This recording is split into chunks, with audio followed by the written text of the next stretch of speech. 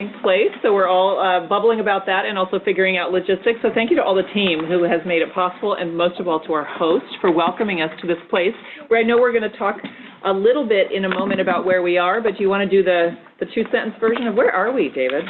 Well, thank you very much for joining us. Thank you, Kim and the staff, but welcome. This is CITRIS, Center for Information Technology Research in the Interest of Society. Sudar Judai Hall is our headquarters home. Where you're in I can really say this and feel proudly about this, a preeminent research and innovation hub for the entire University of California system, works closely with Silicon Valley. 20-year-old organization that was done as one of 4 throughout the state that are multi-campus, interdisciplinary, all geared towards creating tech transfer for the social good.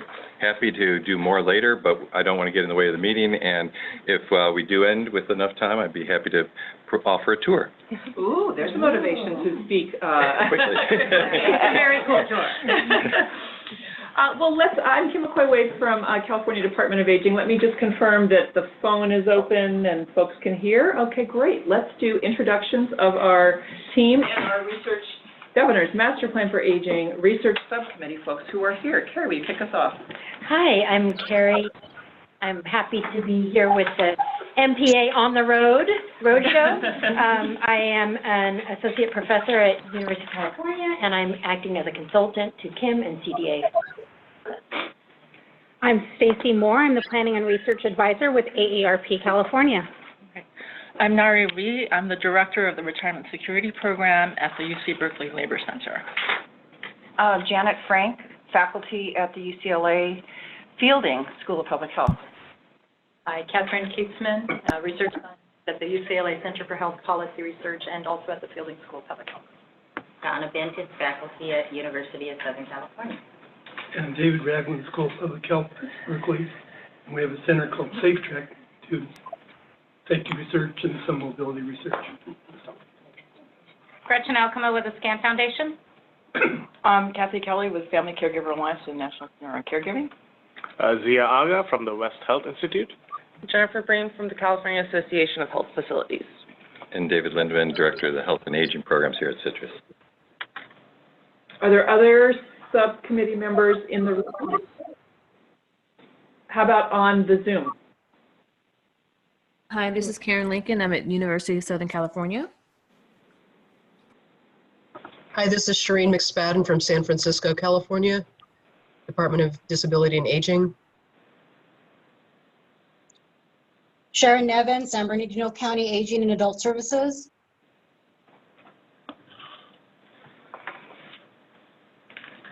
Wonderful. Well, that was our, anyone else? Thank you for bearing with us as we do remote logistics. Marshall on the line as well. He's just not able to speak. Thank you. That's unusual. So Marty Komodo, welcome, and we'll figure out a way to make sure we hear your voice in one way or another. Thank you, Marty. I will introduce Terry in just a second as part of our updates. We have a new team member here, but let's make sure we're all set for a good meeting. Nope, let's go the other way. I believe those of you on the phone in the room are comfortable with the logistics. Again, we are on the Zoom platform and materials are on our webpage. Here's what we're going to do today, and those of you who were at our our full Stakeholder Advisory Committee meeting on Tuesday have heard me use the metaphor of pivot. Happy New Year. We have been working the last few months to really ground our work and begin our engagement and learn from each other, and we're now turning the corner in the new year and getting support and rolling up our sleeves on the deliverables that are now due this year in October, just a few short months away. So Gary will talk you through in a few minutes how we're now thinking about the meetings, of working meetings, and of course, as all of you who know if you're in academic life, you've been on many committee, the work happens between the meetings too, so we're going to talk about that as well. And making sure that we're not just driving towards the deliverables called for in the executive order, specifically a data dashboard that adds value to state and local, public and private, but also the future. What is the data capacity, the data infrastructure, the data systems that we need that will drive improvements in people's lives. So lots to tackle in our upcoming meetings, and I won't take too long to do that. I'll give you a quick, so today we'll do a quick state update. We'll hear more of from wonderful leading work. So honored to have not just in California, but here with us today. get to work on Goal 1, and then again, hear more from David and his colleagues about the center's leadership work. Always public comment and a summary action item, and then perhaps a bonus tour. We have been, as we've gotten more these robust agendas and more meaty topics, we have borrowed the AARP meeting guidelines. Stacey will tell me if I got them wrong, but these are on their on the door table. What do you call those? Little table. Table toppers, to remind us to start and end on time, which we didn't do, but we will aspire to do one piece at a time. And I inherited a 1-minute card, so we're going to try to speak at a time and also speak. How about 1-to-1, right? One person for 1 minute, but that's hard sometimes. So it's a. I think there's 5-minute cards. Oh, good. It's a. I think we could do both. Okay, it's a suggestion. It's a reminder. This is all. Be fully present as much as possible. Respectful language and tone, and of course, good intention. Any questions, anything to add? Look at this impressive group. Again, I can't thank you enough for the time and the trust that you are investing in this process to ensure that we get it right and not just have wonderful visions and values and goals, but also measurable metrics and accountability and continuous improvement. So gratitude. And I'm going to turn it over to, yes, you're going to take it from here and remind us why we're here and the calendar we're marching down. Great. Okay, well, I think it's always good. We only meet once a month in comparison to the LTSS subcommittee that is meeting basically every other day. So I thought it's good to always kind of go back and review what our purpose is here. The governor issued an executive order with the purpose that the MPA is to provide a blueprint for state government, local government, private sector. And the purpose of the Stakeholder Advisory Committee's Research Subcommittee, which was specifically called out in the executive order, is to provide advice and input to agency and the Stakeholder Advisory Committee on research and data topics for the MPA. We are charged with advising agency and the Stakeholder Advisory Committee to develop recommendations for measurable indicators at the population and system level, which convey California's status in moving toward an age-friendly state for all Californians. We want to develop recommendations for clear and measurable baseline data and 10-year goals, and identify disparities among these indicators and recommended strategies to measure progress towards reducing disparities among California's population.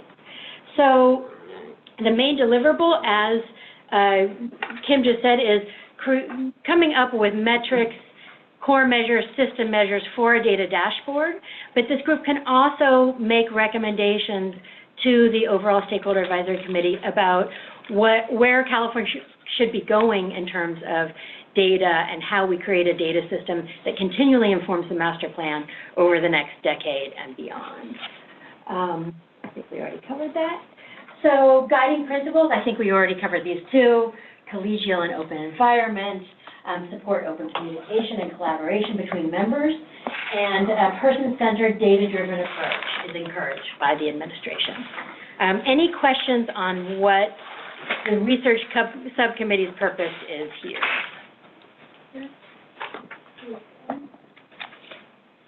Okay, so we've had a couple meetings so far, and this tells us where we're going. The entire master plan has 4 goals. The first one, just to make this all manageable, the master plan has been put into buckets. Goal 1 has to do with long-term services and supports and caregiving. That's what we're here to talk about today. Then what are the important measures to put into a dashboard to be able to assess where California is in terms of helping people live where they choose with the supports that they need. So that's what we're talking about today. Our February meeting is going to be focused on Goal 2, which is livable communities and purpose. And in this context, purpose is, civic engagement, social engagement, those types of things. That will be in Sacramento. Goal 3, we are going on the road again to La Jolla. We'll see you all on the beach. To West Health, who is going to be hosting us to talk about the health and well-being goal. That's going to be a biggie. And then Goal 4 is back in Sacramento on economic security and safety.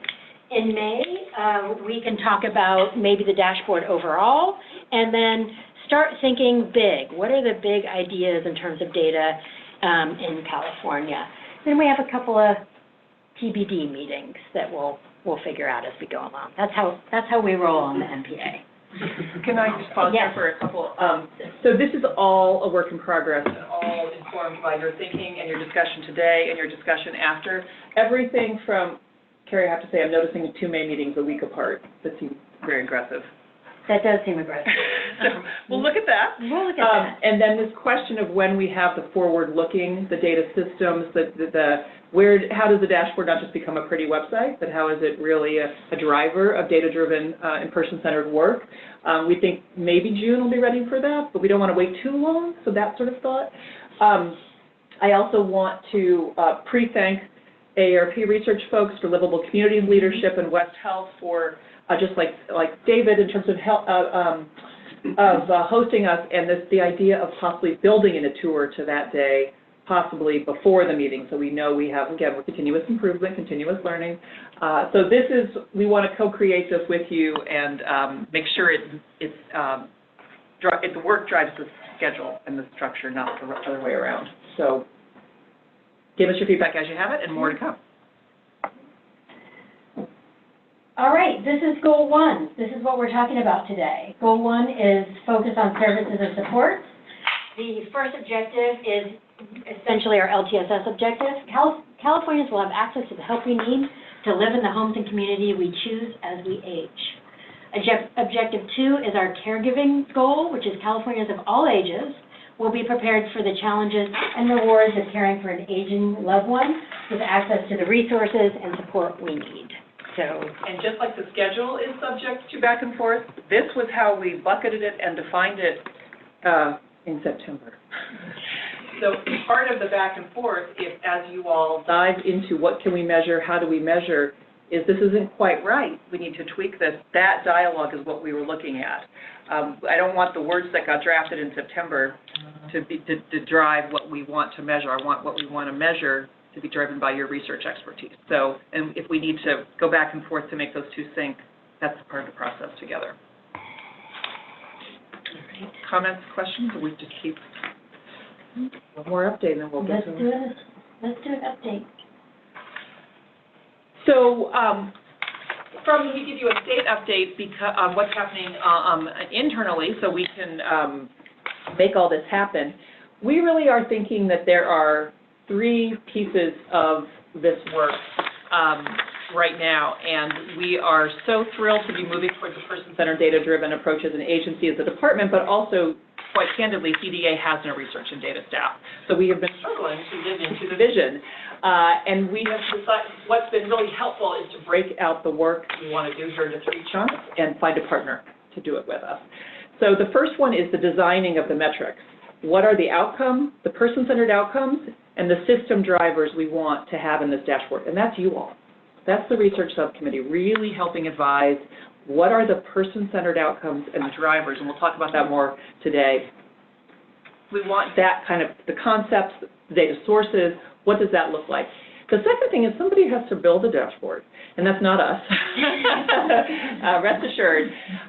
So we have been very fortunate that our colleagues at the Department of Public Health who have built and maintained the Let's Get Healthy California site are very interested. And we've had 2 very positive exploratory meetings, very productive. Another one is coming to really see how we leverage the Let's Get Healthy structure and staffing and experience to be part of that. How is the aging dashboard in the design, and then frankly the back office, the back end, that's CDPH. So we're grateful to the Department of Public Health's interest, enthusiasm, excitement, and more specifics are coming on that, but that's where the site would be living, at least the one to come up October 20. That's our plan for that.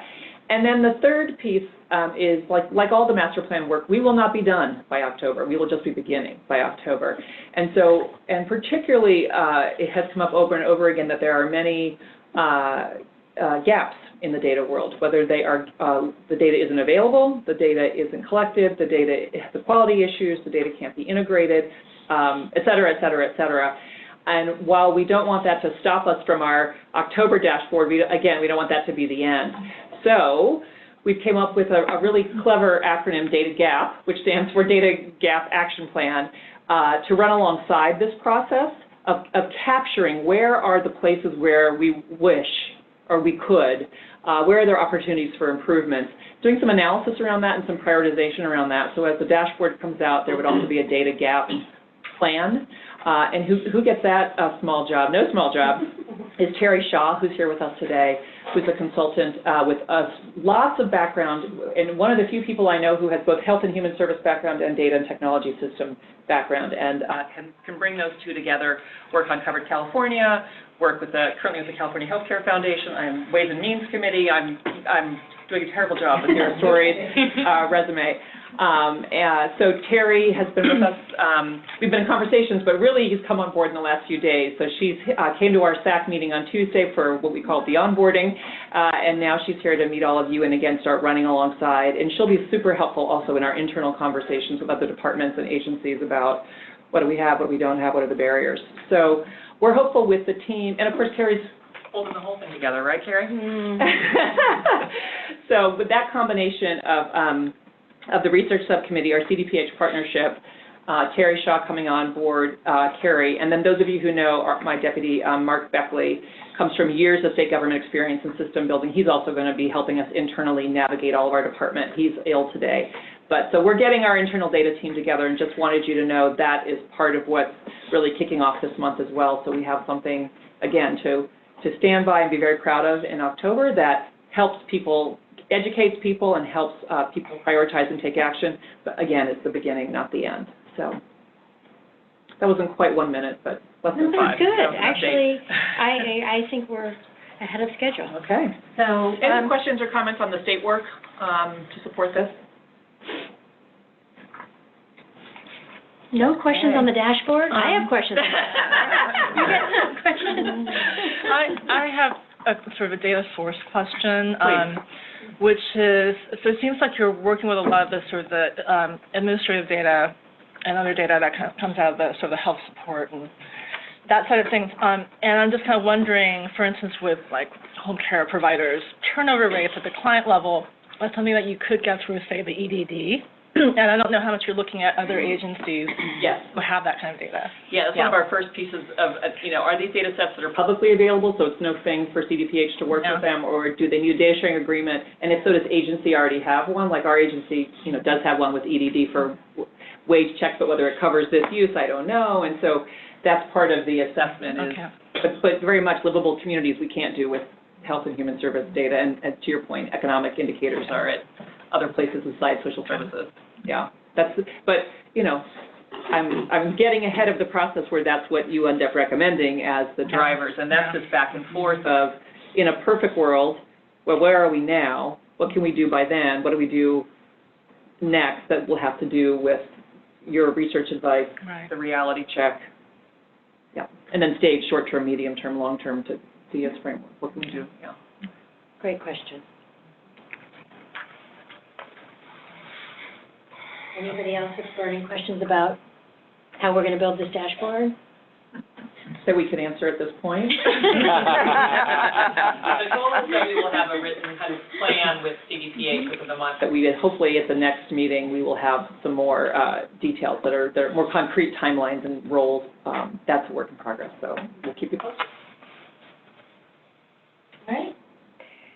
So in the interest of cross-pollination, we wanted to give you a real quick update on what's happening with the LTSS subcommittee. They are the only goal. They're the only subcommittee that's working on one goal. So goal 1, LTSS and caregiving, has its own subcommittee. They've been meeting in like crazy and are creating a report to SAC. So we were going to have Lydia here, but she's having some train issues. I don't think she's here. Still on her way. So Sarah Steenhausen is on the line. Poor Lydia. Love it for train. Yes. To give us a quick update, and I'm going to put the graphic up of what this LTSS report is beginning to look like. Great. Can you hear me? Yes. Okay, great. Well, thanks so much. And if Lydia happens to walk in as I'm speaking, she can take over, or however you want to do it. So thank you. It's wonderful to be here virtually with all of you. I'm just going to give you a quick report out on how the LTSS subcommittee has organized their work. As you know, we have a report that's due to the Stakeholder Advisory Committee in March that was required as part of the governor's executive order. And the report is supposed to make recommendations on ensuring the sustainability of California's LTSS system, how to make improvements, how to address the financing issues related to the range of programs, and it's specifically called out the in-home supportive services program as, one that financing and service delivery structure needed some attention as part of this report. So recognizing that there are a number of different issues that intersect with long-term services, supports, and caregiving, the meetings have been structured in a way to get at different aspects of system and service delivery. So the way that we've structured the report, if you can see the graphic, is there are, I would say, 3 buckets that we have developed as a way to provide a context for the different issues to cover. So building pathways to care is bucket number 1 that you can see, which includes how people basically on-ramp onto the system, such as how they get information and assistance, how they are screened and assessed for services, transitions of care settings, and integration of medical, social, and behavioral health services. The second big bucket is the infrastructure and how you access and the access to services. So this is where we really look at issues involving supporting family caregivers, our home and community-based services programs such as IHSS and others, building a comprehensive statewide infrastructure, planning for and accelerating workforce development, and addressing issues related to 24/7 residential care settings. And the final bucket is how we finance all of it. So this is looking at individual LTSS financing options, the state and local financing structures, as well as the intersection of federal financing. So I think what's really important is looking at kind of overarching all of this are the cross-cutting issues of state leadership, vision, and strategy, as well as data and analytics, and the importance of public and private investment. And one really important value that will be inserted as this kind of cross-cutting issue is the issue of equity and how you can ensure that underrepresented or marginalized communities have access and are able to get the services that they need. The reason that this graphic is so important to the committee is because it puts the person at the center of all of this work, with the community and caregivers surrounding that person, as you can see in the infographic. So while we are discussing in the committee a number of these kind of wonky policy issues, what it's all ultimately seeking to drive at is improving the system for the person, for the families that are so critical to the service delivery system. The final note I want to make is that we are trying to emphasize to this broader stakeholder audience that this is a report on LTSS. It by no means reflects all of the issues that should be or will be in the master plan. So this is just the subset of issues pertaining to LTSS. That's one issue. The second is that this report in itself is not the master plan, as you all know. This is just the recommendations that come from the Stakeholder Advisory Committee. And even among the Stakeholder Advisory Committee, we're doing a lot of work to determine how to actually come to consensus where we can, how to prioritize, and how to ensure a fair representation of the issues where there may not be consensus. So I'll pause there. Happy to answer questions, or if Lydia's there, she can chime in as well. Lydia. A moment. Yeah. Just as you all planned it, Sarah did the overview and Lydia walked in the door. I also, Sarah, I don't know if you said this, but I'll just, if you did, do it again. This graphic was done by AARP. So thank you very much to the AARP folks for donating that time as well. And it's a work in progress, but thank you so much to Team AARP for visually summarizing a lot of hard and complicated work. All right. I tried to give you a moment, Lydia. Anybody with... Yeah, Sarah, I'm sure, did a fantastic job. Jeannie, could you introduce yourself, and then it looks like you have a comment. I'm Jeannie Parker Martin. I'm the president and CEO at Leading Age California. Is that enough? Perfect. I just have a question, and maybe Gretchen's going to address this a little bit later when you talk about some of the metrics maybe that would be applicable. But if this were successful, I'd be curious what the committee thought, the committee thought success would look like. So this is a great framework, and it has so much depth to it. But what would success look like in 10 years if this was a successful application? And I don't know if you talked about it, Sarah, in the committee or not, but I think it might compel us to think of evaluation criteria that will then help us get to that point. Right. I think that's a really, go ahead if somebody else had a comment.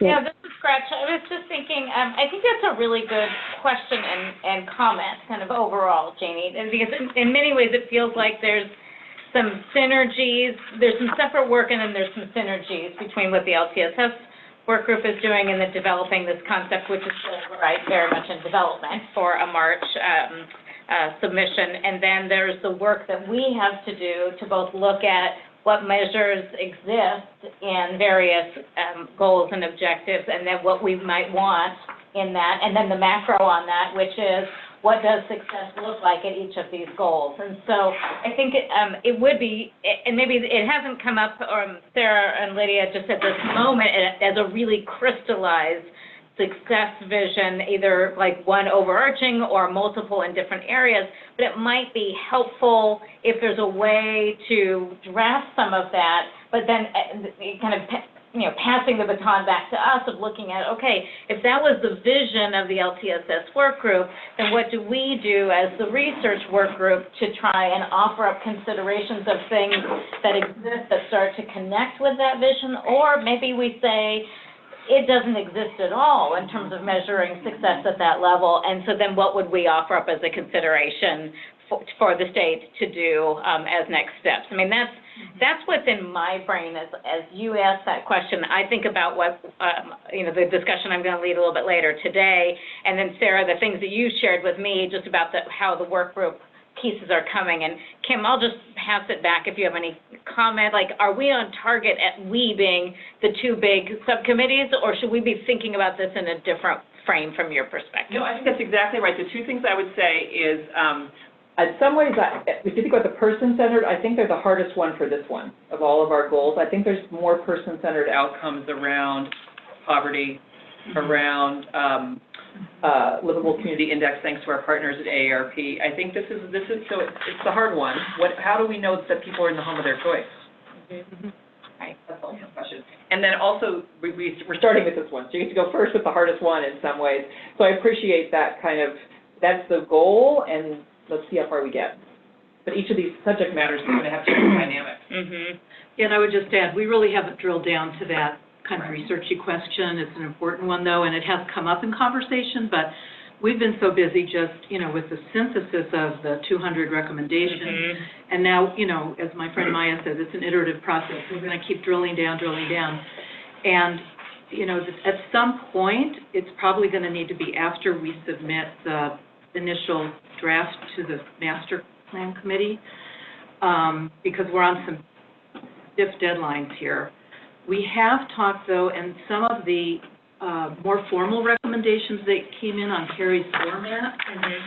thankfully do have answers to what data supports this, mm-hmm. where can we find data. So I think to the extent that that's something that this subcommittee would like our subcommittee to drill into a little bit more, I think we can certainly set aside some time to do that. But right now we're deeply focused on getting the writing done. Mm-hmm. So I think we've got some ideas, and I don't know about the timing, and if Kim or Sarah, you have some thoughts on this, if we want to kind of wait till more of the synthesis has happened and then take a pause and look at where we are, and then we could drill into some of the recommended data sources and try to elicit some roadmap from there. But, I think that's a fantastic next step, because the LTSS subcommittee's been working really well together, and we have a lot of thoughtful expert people giving this a great deal of time and energy, so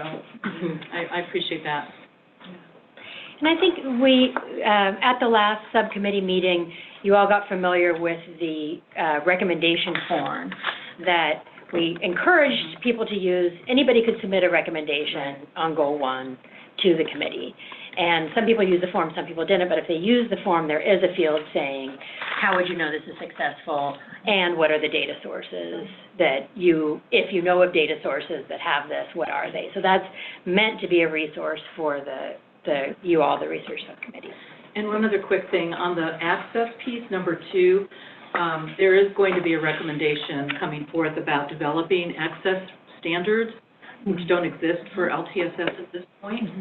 And so I don't know if the subcommittee is going to come to you with some recommendations on that, or we'll need your help, but I think that's one starting point that there seems to be a lot of consensus around. So, we'll keep plugging away. Benchmarks are great. And benchmarks, yeah, and we've got some recommendations that came in with benchmarks, so kind of all over the map in terms of how the information came to us. It feels like we're just going to kind of keep folding in. Like we're going to have some discussion today. You all have some ideas from the recos as you're synthesizing them, and then things that maybe the group's putting forward. What are the metrics associated with that, which can then fold back to us? And I think this is just going to be the process. And then Kim gets to make sense of all of it with her team. And she's like, Carrie, yeah. Yes. Yeah. I can't see her behind me, so I don't know what exactly. And I'm happy to stay connected to research subcommittee because I really like this stuff. So kind of help be that along with Carrie and Sarah. We're going to adopt you. Did you bring the data book, the paper copy? Yeah, we got to show that. We have it as part of it. Sorry. Yeah, that's My okay. favorite show and tell. Sorry, I'm excited. Actually, it might be coming out. Okay. Thank you, Sarah, for pinch hitting. Thank you for persevering. Anytime. On track. Any other questions or thoughts? Yes, yes. I just wanted to add to Janie's point. I think person-centered outcomes, you're right, are going to be very difficult to identify and track in this population. But the drivers are equally important, at system level. And which ones we track and which ones we demonstrate change in is going to be really valuable. Because often in these public health interventions, the drivers are ones that you can actually demonstrate better improvement in, like smoking cessation. You can show how many people are smoking. You may not be able to show how many lung cancers were prevented in that year, because that takes a long time to accrue that data. So can we start to think about the drivers also, not just the outcome at the person level? I think the drivers are really important. I like, person-centered core measures, but they're not always actionable. We know this many people aren't living in the home that they chose. Why? What can we do about it? And I think you're right. Those system drivers are the place where they might point to more of an action.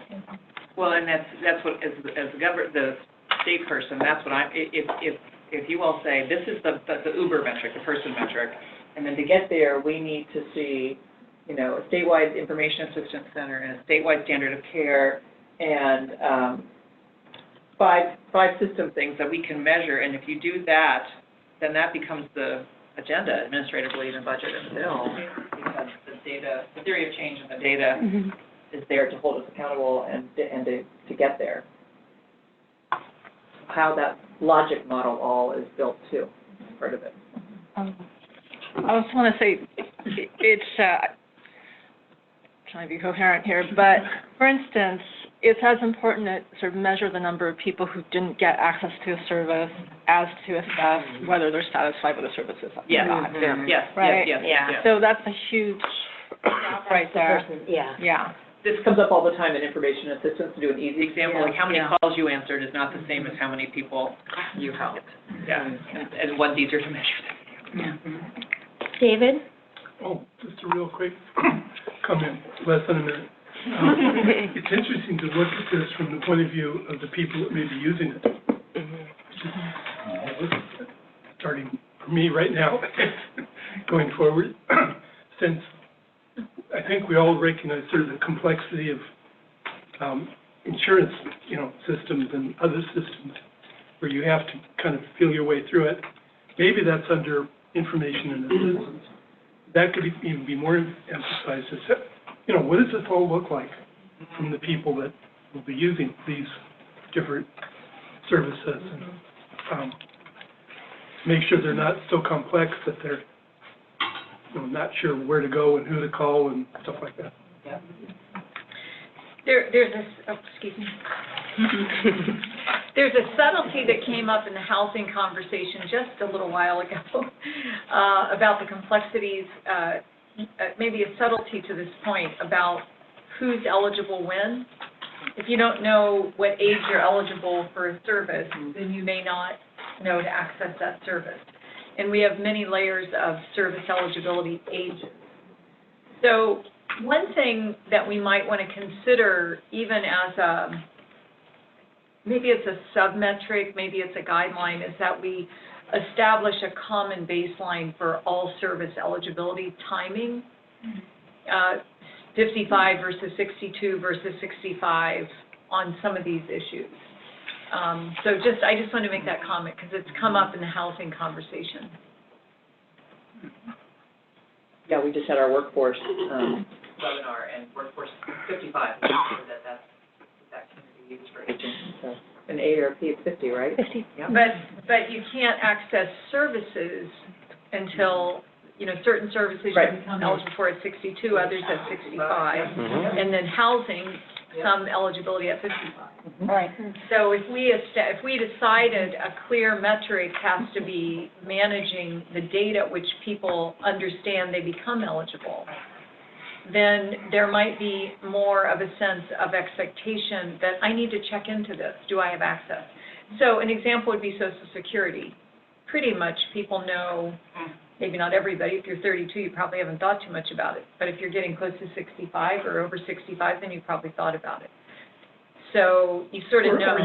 If you're older, you wish you would have thought about it. You would have thought about it. So, but if you have it's like kindergarten. The conversation we've had about kindergarten, we know at age 5 or so, you start kindergarten, and until 18, you're taken care of. So if we could maybe have some parameter that we think about just around age, are we going to set an expectation at all so that information and access becomes an understandable expectation then?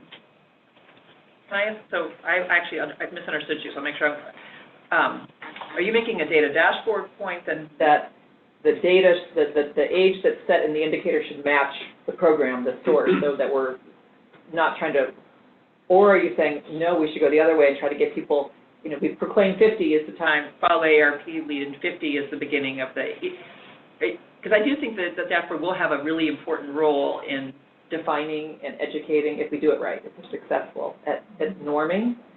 So how do you reconcile the desire to kind of standardize a norm and communicate and educate and prepare against these program rules that are all different, and data sets that are going to be all different? Or is that the question you're posing to the group? I think it's the question probably that I'm posing. Okay. I can't say I've thoroughly thought this through. Okay.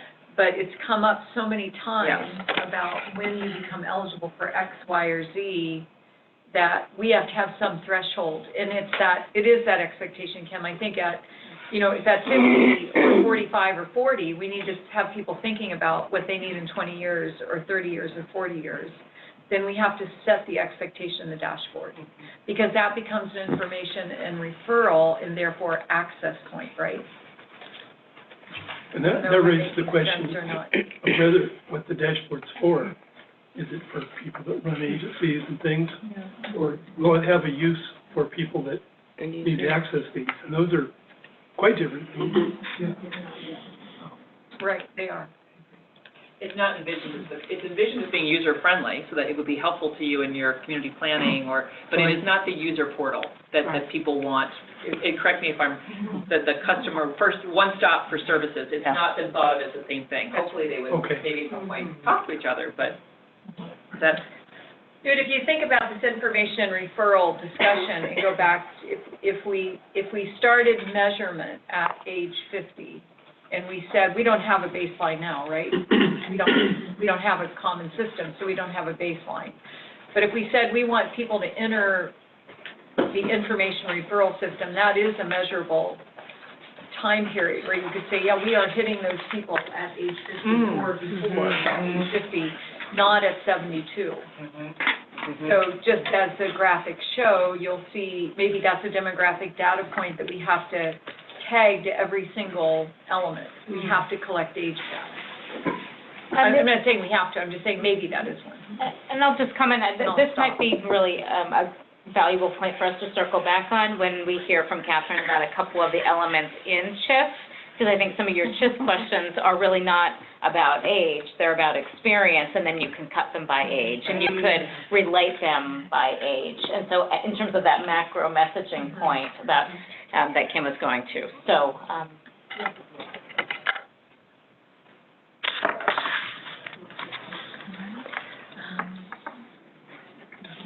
Dr. Christensen, do you want to introduce yourself? Welcome. Thank you. Thanks for... Sorry, it's Berkeley parking.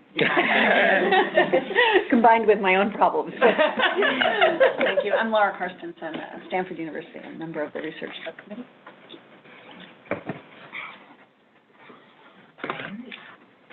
So we are going to move on to a segment of our research meetings where we call it Smart People Using Data in Interesting Ways That Can Inform the Master Plan, otherwise known as Partner Research, Data Sources, and Dashboards. And I first want to introduce Jason Flatt. He is on the phone. He's a colleague from UCSF, just moved to UNLV, or Las Vegas. And he is one of the foremost researchers on aging issues in the LGBTQ community.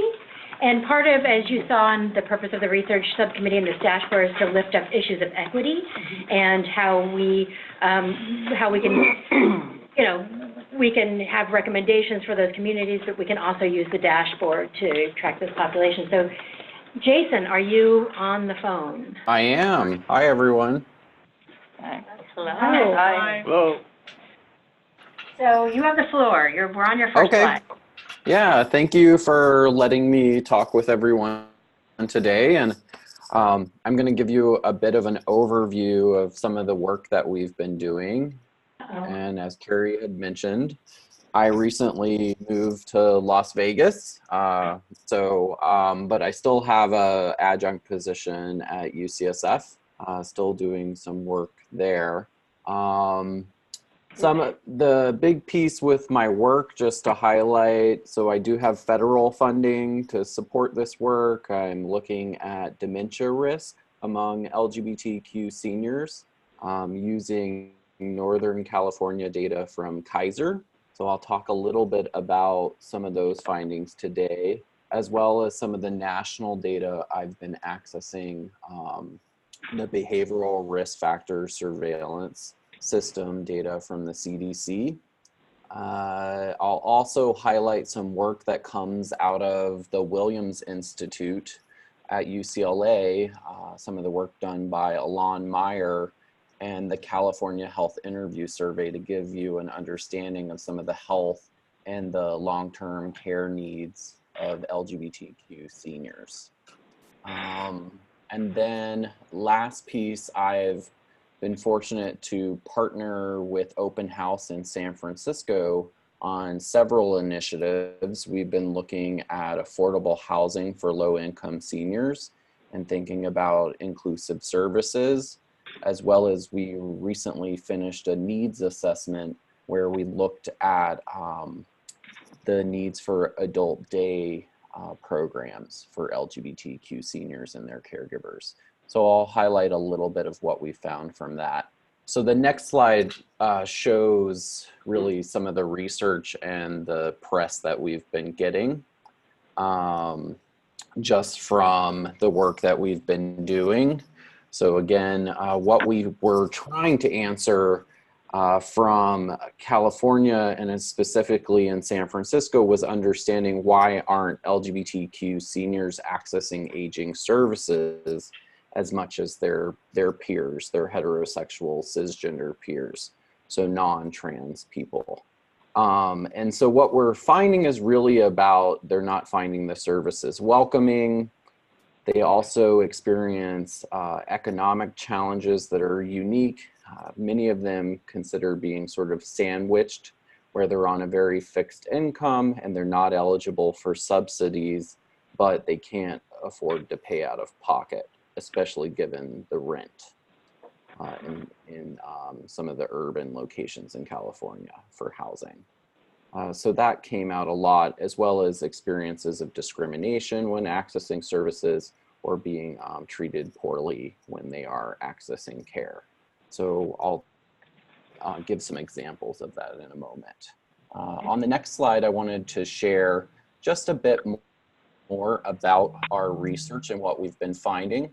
So one of the unique pieces, and I think this is the first study to look at this, was thinking about how often are LGBTQ seniors reporting problems with memory or concerns possibly with dementia. And we looked at over 24 states from 2015 to 2018. Interestingly, California did not participate in the Burfus survey module that looked at memory. But what we found nationally was that LGBTQ seniors were more likely to report having problems with their memory or reporting that it's gotten worse in the past year, compared to 1 in 10 for non-LGBTQ seniors.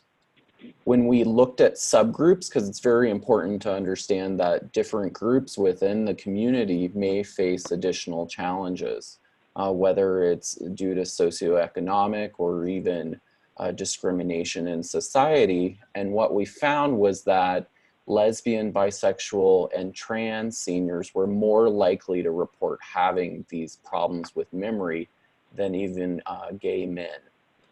Gay men, it was around 11% were reporting it, while we saw closer to 18% for lesbian, bisexual, and trans people. Another concern that we found was we asked and looked at, you know, if you were having these memory challenges, did you have any other problems? And what we found was that LGBTQ seniors compared to non-LGBTQ, if they had subjective cognitive decline, so these memory issues, they were reporting that they were giving up day-to-day activities, as well as that their memory impairment was interfering with their daily lives, so limiting them from engaging in social activities, work, or volunteering.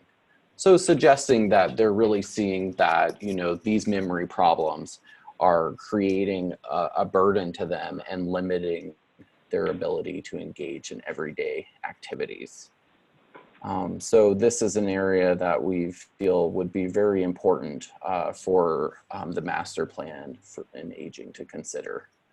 Looking at the next slide, I wanted to share with you just a little bit. So what does it look like for LGBTQ seniors in California? And I heard others talking about, you know, sort of the age of entitlement. And so we were having to look at that data as well and give you an estimate. There's over 400,000 LGBTQ seniors in California who are age 50 and older. And much like the demographic shift where we're seeing the population grow older and older, we're also seeing this for LGBTQ seniors. A major concern when we think about long-term care needs has to do with the availability of caregivers for this group. So we do know that LGBT seniors are more likely to live alone. Looking at, this is from the California Health Interview Survey in 2015 and 2016, you can see over a third of LGBT seniors lived alone compared to nearly a quarter of the straight seniors who are age 65 and older. So showing you right there that living alone can be a huge challenge for caregiving. And we know from other work that's been done that LGBT seniors are less likely to be married or have children. Many of them report no caregiving support. We know these challenges are also increased for members of the community. So trans seniors find more challenges in accessing caregiving support. We also estimate around 29,000 trans seniors currently in California are age 65 and older. And some of the big challenges for this community is they are still experiencing stigma, discrimination, and trauma from accessing medical care, in aging services, going, many of some of the service providers that may have a religious affiliation may not welcome them. And so they're reluctant to seek out aging services often, and as well as medical care. So major challenges for this community that should be considered. And I wanted on the next slide just to really emphasize the importance of understanding also the socioeconomic concerns for this community.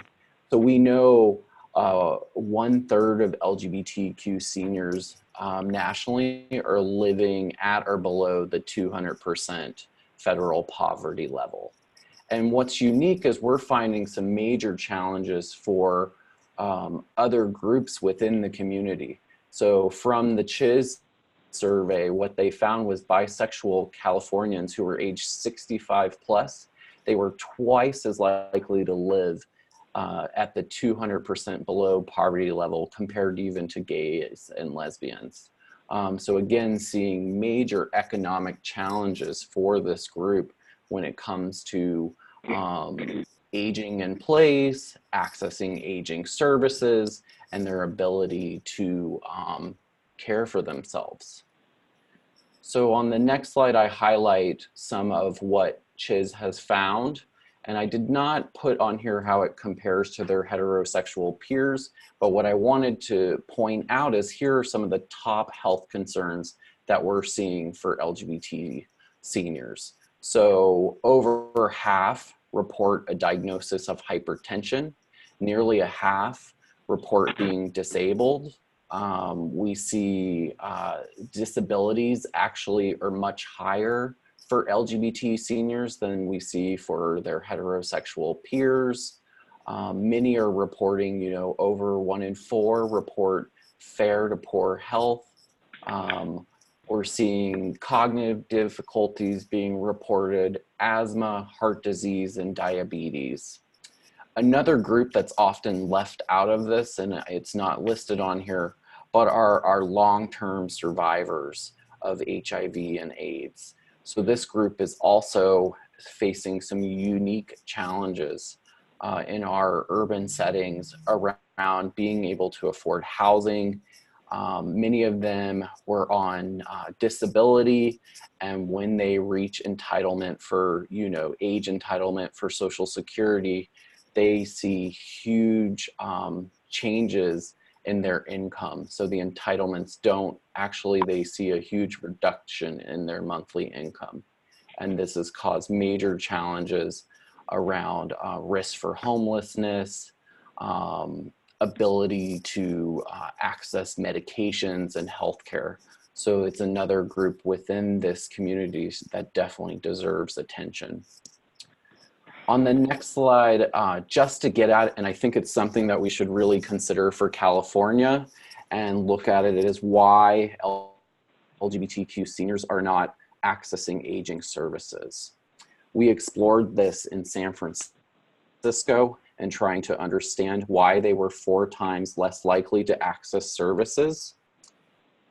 And we conducted in-person interviews with people that were eligible and would need aging services. So they were age 65 or older, and they reported 1 or more chronic conditions or a physical disability. And from those surveys, we found the reasons why they weren't accessing services was that 1 in 5 felt unsafe or unwelcome in accessing the aging services. So examples they shared were not receiving discrimination or being kind of treated in an unkind way by the staff, but it was the other seniors that were at the services that often were not being respectful. We saw mobility limitations as a huge challenge for them in accessing services. Over 1 in 4 reported challenges with accessing transportation, whether, you know, it was public transportation or being eligible for entitlements to access subsidized costs for transport. 1 in 6 also reported receiving lower quality services. So one of the reasons they wouldn't go and access them is they felt that they weren't getting the right type or as welcoming, or the quality was lower. And then again, we found those seniors were living alone, and so they needed caregiving, but they weren't able to access that. They didn't have the resources. There's been a huge concern in San Francisco, and I anticipate this is also happening in Los Angeles, where we're seeing those that can afford to leave the city are moving, and seniors are losing their support networks. So those that are sort of limited financially are often aging in place, and those that are better off may move to places where they can get the services that they need. So a huge challenge, and to be definitely something to consider. I wanted to share on the next slide just some words from LGBTQ seniors, just so you can hear a bit about what they're actually saying. And the first one I wanted to point out was just that this is an example of a senior who talks about, you know, the challenges of their income, right? So they're not eligible for entitlements because of their current finances, but after having to pay for most of their care out of pocket, they're now you know, living in poverty. So they basically had to use all their savings to take care of themselves. And then a piece that I really wanted you to consider is our gender minorities, our trans communities. So here a trans senior talked about how their views and needs are different from others. It's even different from the needs of the lesbian, gay, and bisexual senior community. And they are feeling that organizations need to better understand and really think about, you know, having a more person-centered focus when they're designing services, so that they're designed with trans people in mind, as well as making sure that you have an environment that's not only welcoming, but you're also hiring LGBTQ people to work there. So that's been a big piece of what seniors were saying a lot about, is making sure you have staff that are transgender, that you have staff who identify as a member of the community. So Carrie had also on the next slide asked me to just give you a little advice on the types of data that you might want to consider. And much of my work, you know, with my training in epidemiology, as well as doing some of my community research, these are the top sources right now that I would recommend that have information on LGBT people. So the Williams Institute, if you don't know about them, they're at UCLA. They've done a really great job of coordinating data from across the nation so that we can understand estimates of the population, unique needs. It's not specifically focused to seniors, but there is information there that has estimates on the population by age, as well as sexual orientation and gender identity. Another source that I would recommend that you check out, and I presented on this today, is the California Health Interview Survey.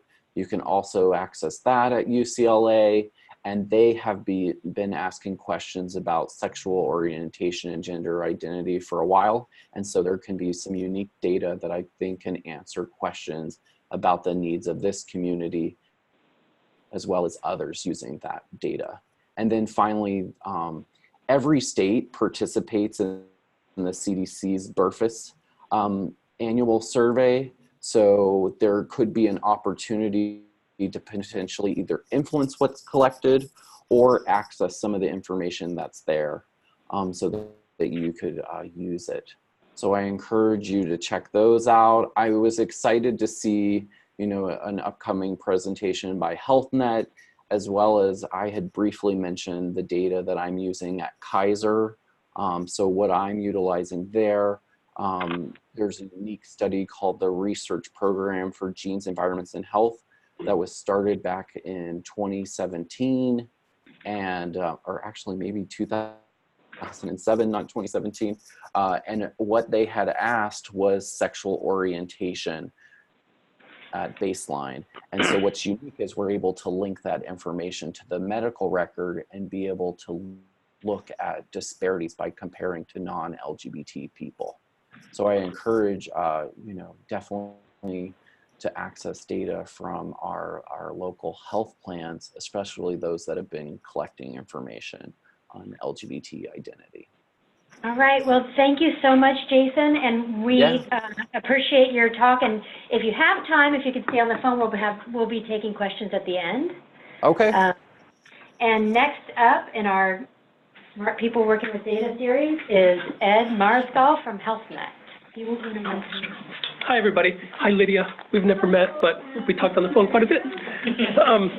So thanks, everyone, for inviting me to present today. Thank you. You want to check if people can hear on the phone? Can you hear me on the phone? I think I have a speaker right in front of me. Great. Are you getting messages? No. And so what I wanted to talk to you about today briefly, I know we're already a little bit behind schedule, is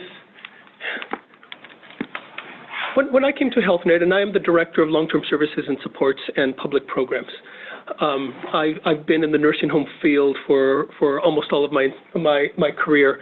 I was tasked with a couple of things when I came down to HealthNet. I was tasked with defining quality as it applies to our long-term care population, those who live in nursing homes that are institutionalized.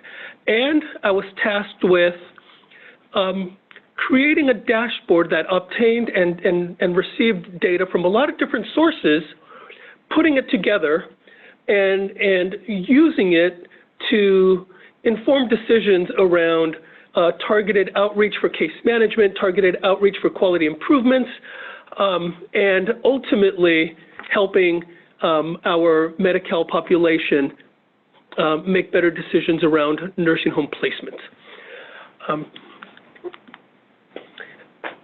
I'm going to go very quickly, but ultimately what we started to do with this particular incentive program, I can go to nursing facilities all the time and talk to them. I can promise them to put them on preferred programs, send patients their way, but ultimately, how am I going to get nursing homes to really improve quality for the long-term care population? Everyone's focus is that short-term Medicare Part A, really high reimbursed member. Resources and services are focused there. I wanted to focus on that other 75% in the nursing facility, those that live there, those that Medi-Cal reimburses at a much lower rate. How can I help nursing facilities serve that population better? So what did I do? I looked at data that we're already collecting. I looked at our nursing facilities, and my focus was essentially on 75 facilities whose metrics informed me that they have room for improvement. And what does that mean ultimately? Their readmission rates were higher. Their emergency department utilization was higher. But also their inpatient admissions and their ED utilization for preventable conditions was higher. And I think that's a really important point to focus on with the research that we did and the data that we collected, because that bucket alone, that preventable bucket alone was significant for our population. My focus is on Los Angeles and San Diego counties, where we are not only contracted with 402 nursing facilities, but we have about 10,000 members in long-term care in those two counties alone. So what did I do? What did I focus on? I focused on 9 quality metrics, things that I can not only leverage from CMS and from the state, but also from my own internal claims data. If one of my members goes from the nursing facility to the hospital, I will know about it because we paid the bill. Now, having said that, nursing homes always come back at me and say, well, once my patient leaves the door, I don't control what happens. That may be true. They're still your patient. Your responsibility didn't end. I'm not changing the way I'm looking at this program. So what did I look at? I looked at completion of the post form, the physician's orders for life-sustaining treatment. I don't care what the post form says. I want the discussion to take place. 100% completion of the post form was one of my metrics. I got a lot of pushback from facilities. You can't expect me to hit 100%. I'm not expecting you to have 100 people check the box that says heroic measures. Have the conversation. That's all I'm asking. Staffing requirements. At the time of this program, when we were rolling it out, the state of California had increased their staffing requirement for nursing homes in California. That was great. However, at the same time, the state of California decided they were going to accept waivers to allow nursing facilities to not have to meet that increased staffing requirement. I don't remember where we are today. I think a little over 300 facilities were approved for the waiver. Some of those waivers have expired. As part of our quality program, we stuck with the higher rating. Sepsis. Our data at HealthNet tells us that 31% of our members that go from a nursing facility to the hospital are admitted under a sepsis diagnosis. I wanted to make sure sepsis was a quality metric. Pressure ulcers is on there. Flu and pneumonia vaccines. We want to make sure that our members are receiving those. UTI is the second highest hospitalization for our members at about 13%. Catheter left in bladder, falls with major injuries. Those are all of the metrics that we are looking at. There are a lot more that we're going to be incorporating in 2020 into our study, but for this initial rollout, those were the 9 metrics that we looked at. Those were the 9 metrics that our data showed improvements there will result, hopefully, in reduced acute bed days, reduced preventable readmissions, reduced emergency department utilization, and a reduction in hospitalization per 1,000 member days. Now, those 4 performance measures that you see up there, that's what funded this particular pilot that we did. If we saw a reduction, if we saw a reduction in acute days or the utilization of the emergency department, that's where the bucket came from that we would then share in those savings with the nursing facilities. So those 9 quality measures you can see on the top left, we tiered it into 4 different tiers. Tier number 4, you met 8 or 9 of the quality metrics, and we would share 50% of the savings with you, the facility. 0 to 3, tier 1, 0 eligibility for the savings. When we rolled this out, when we looked at that first group of facilities that we wanted to target, 51 of them were in tier 1. Lots of opportunity there for improvement. How did I come up with my baseline metrics? I looked at CMS data. I looked at DHCS data. I looked at the state of California's quality and accountability supplemental payment. I said that right. I looked at their metrics. And then I added what would happen if one less member became sick. And that was my baseline. So I am stricter than all of the other current metrics.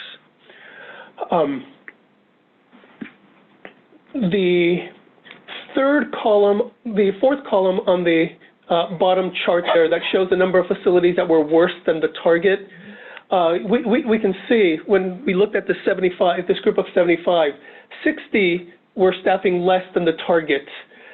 50 were metric was worse than our baseline for pressure ulcers. UTI 32 did not meet the metric. Catheter 44, falls 28. The post, because that information doesn't come from any one particular source, I have a team of social workers that go into nursing facilities, and they go chart by chart to look at the properly completed post.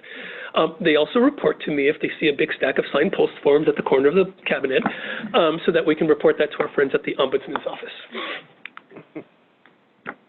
So this is what our dashboard looks like. What you're seeing now my version of it is interactive, or using the platform Tableau, where we can look at each individual metric as it compares to all of the different data sources that we're using. Claims, the state of California, the national, the QASP, and the target that we have set for this program. What we are doing also is we're collecting as much information as we can and putting it all on one page. So we get the star rating. Yes, a lot of issues with star rating, but it is a public visual out there thing, so it's important that we take it into account. A lot of things have come out since we've drafted this that we will be incorporating. The big red hand that the CMS is using to report abuse, we're going to be incorporating it here. The special focus candidate list that is separate from the special focus list, we're going to be incorporating on here as well.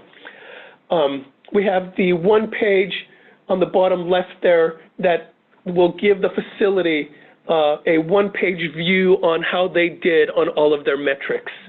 And then on the right-hand side, the chart there on the performance metrics that will help fund the program that is listed there.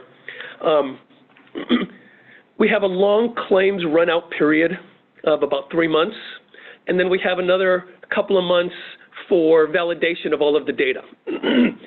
So the information I'm sharing with you, excuse me, is for Q2 2019. And Q2 2019, I was telling Carrie just earlier today, today's the day my first set, thank you very much. Today's the day my first set of incentive payments went out. So how much did I save the state of California, and how much did I pay? Before I say that, leaving you wanting just a little bit more, when we designed this, we wanted to make it really interactive and really actionable.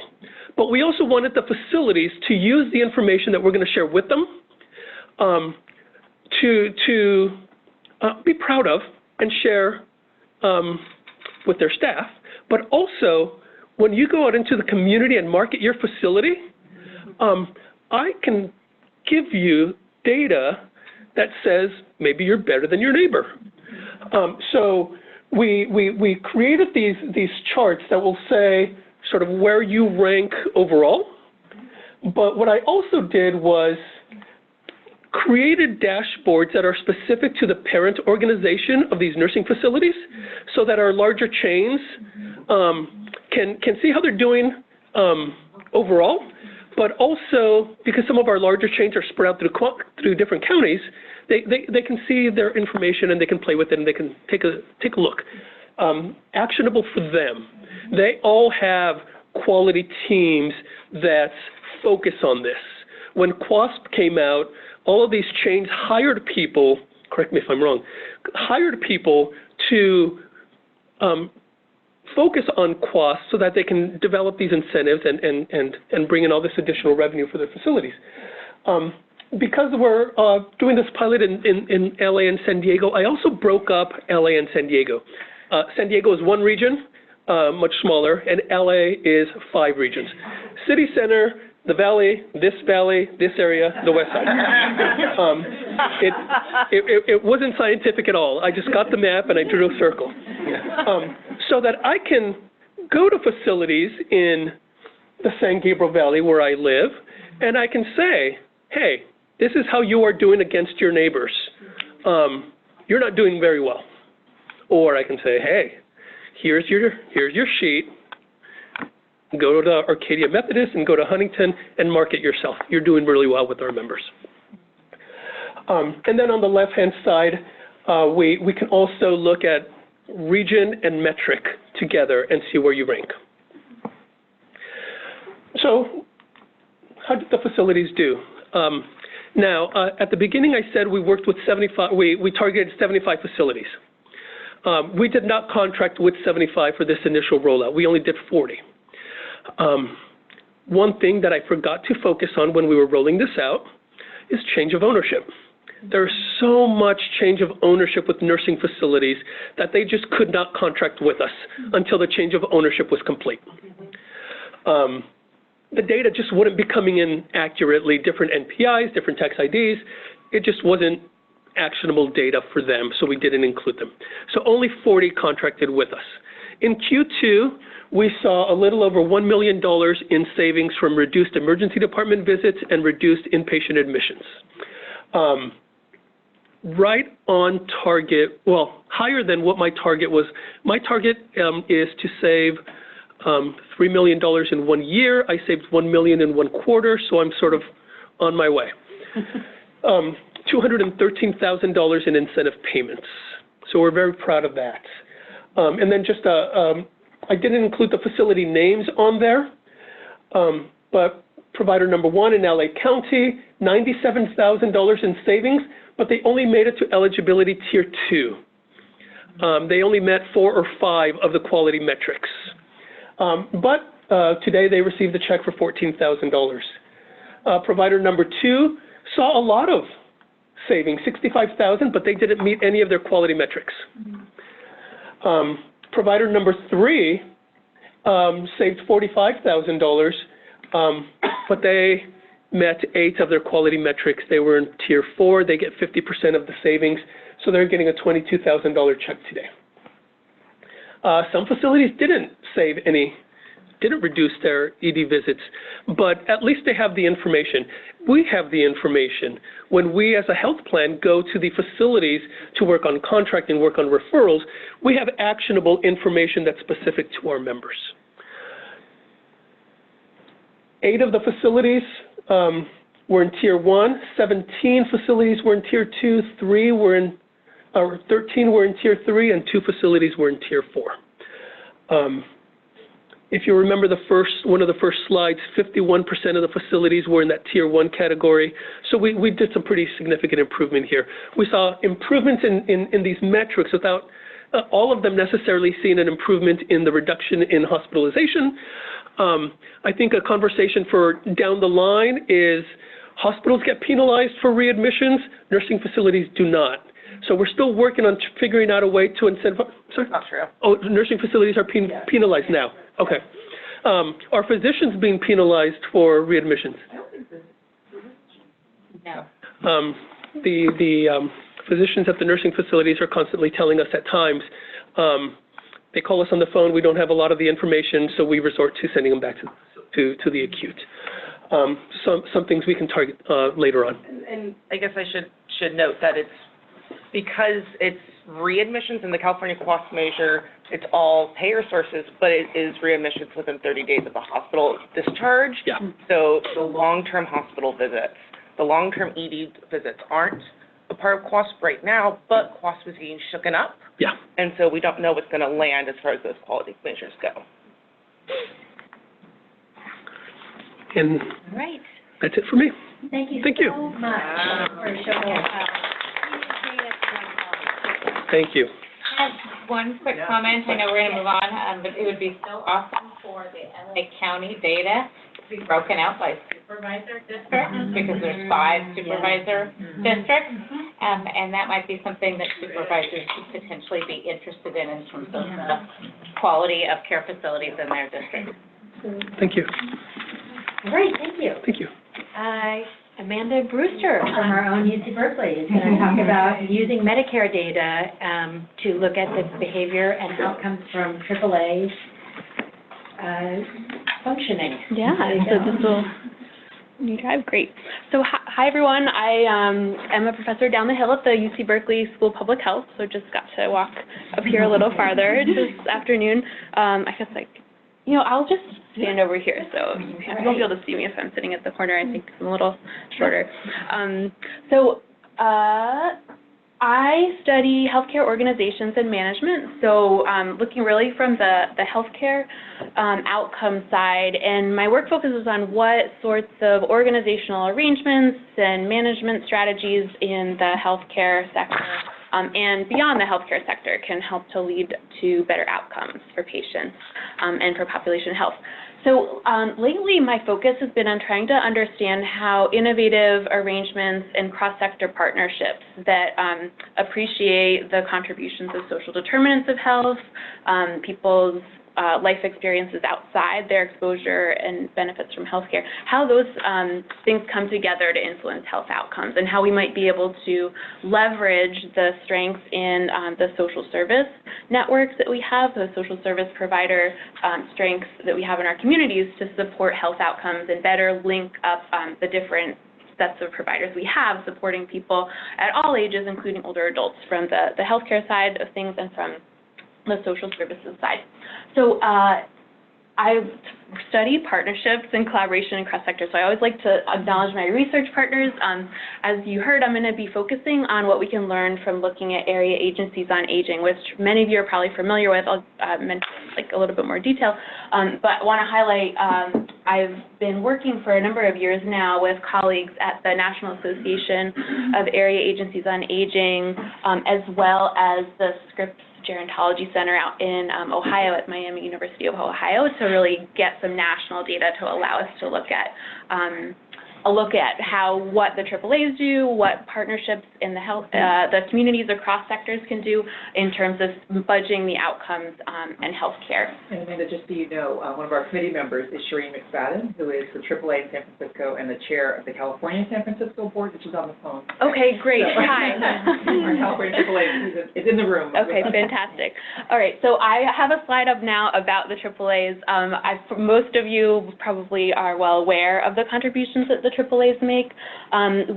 From a research perspective, so I'm going to kind of highlight the way we could leverage this opportunity to do research and evaluation.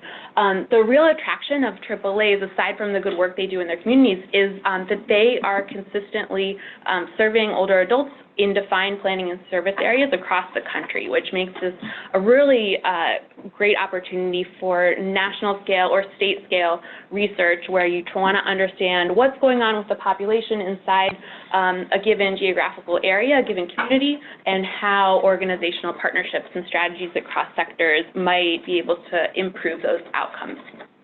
So old area agencies on aging in the broadest sense are designated as the responsible entities for providing and coordinating services for older adults for supporting health and primarily supporting the important types of services that aren't directly medical care but support social determinants of health. And there have been recent efforts to leverage these agencies as brokers in emerging innovative organizational arrangements to link up patients identified in healthcare settings as needing assistance with things like nutrition or housing, all of the important social factors that can improve health, but that aren't really in the wheelhouse of healthcare organizations. So I won't go into detail with this because I could talk a lot about what this network map is, but my interest in AAAs actually came from empirical work, looking at the community level in different communities across the U.S. At networks of organizations that support older adults, support the health of older adults from the healthcare side and from the social services and aging services side. And consistently we found when you map out the collaboration networks, who's working with who, collaborating with who, consistently the area agencies on aging are at the middle of that network, which won't come as a surprise to an audience like this. But you know what? The top bar is the area agencies on aging, just showing you that when you kind of run the numbers, look at the network measures, area agencies on aging are dramatically more central to these sorts of collaboration networks than any other type of individual organization that we tend to see. So the study I'll tell you about now is an effort to leverage the consistency of area agencies and their planning and service areas across the country, and some great survey data that has been collected over the course of over 10 years now by the Scripps Gerontology Center in Ohio in collaboration with N4A to document what AAAs are doing from their perspective. And they're a great information source given that we know they are at the center. They know what's happening in terms of these collaborative relationships. these cross-sector partnerships that support health. And we decided we wanted to look at what kind of impacts we see in the valued measures of potentially avoidable healthcare use and spending that we can get from Medicare data. So the way you map, that we took advantage of this data to map what the AAAs are doing to what the Medicare outcomes and their service areas are, is by getting information from the Administration on Community Living on what the boundaries of all these service areas are. So we got that, and we were able to assign counties to AAAs. And we did this on a national scale. It could also be done at a state scale, although the challenge there is the power is lower, not a little bit lower, considerably lower. But it can certainly be done, and most planning and service areas are defined by county boundaries. So that makes it pretty seamless to use Medicare claims data, which is available at the county level, freely available at the county level. You could just go on the website and download it now. A little bit more involved to get it at the individual beneficiary level. But we use the county level, and really quite straightforward to map the counties to the Medicare beneficiaries in those counties and look at how what the AAAs were doing changed over time, how the health-related outcomes measured by utilization changed over time, and see what happened.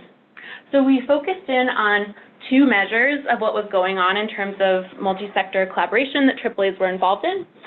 One was participation in livable community initiatives, so multi-sector efforts to plan for supports of well-being and health for older adults. And second, we looked at specific partnerships that were getting established between AAAs and particular types of healthcare organizations. There's a long list of them. I'm happy to talk more about the details if you have questions about that. Livable community initiatives for many. AARP's in the room too. Yeah. Okay, great. So you all know that. So I'm used to talking to these health policy audiences where they don't know. This is what they need to hear. You don't need to hear about this. But livable community initiatives are really a great indicator of this multi-sector sort of activities that are starting to emerge. I know what comes next. I'm going to tell you. So what happens, so the only thing you don't have here on the slide is the results.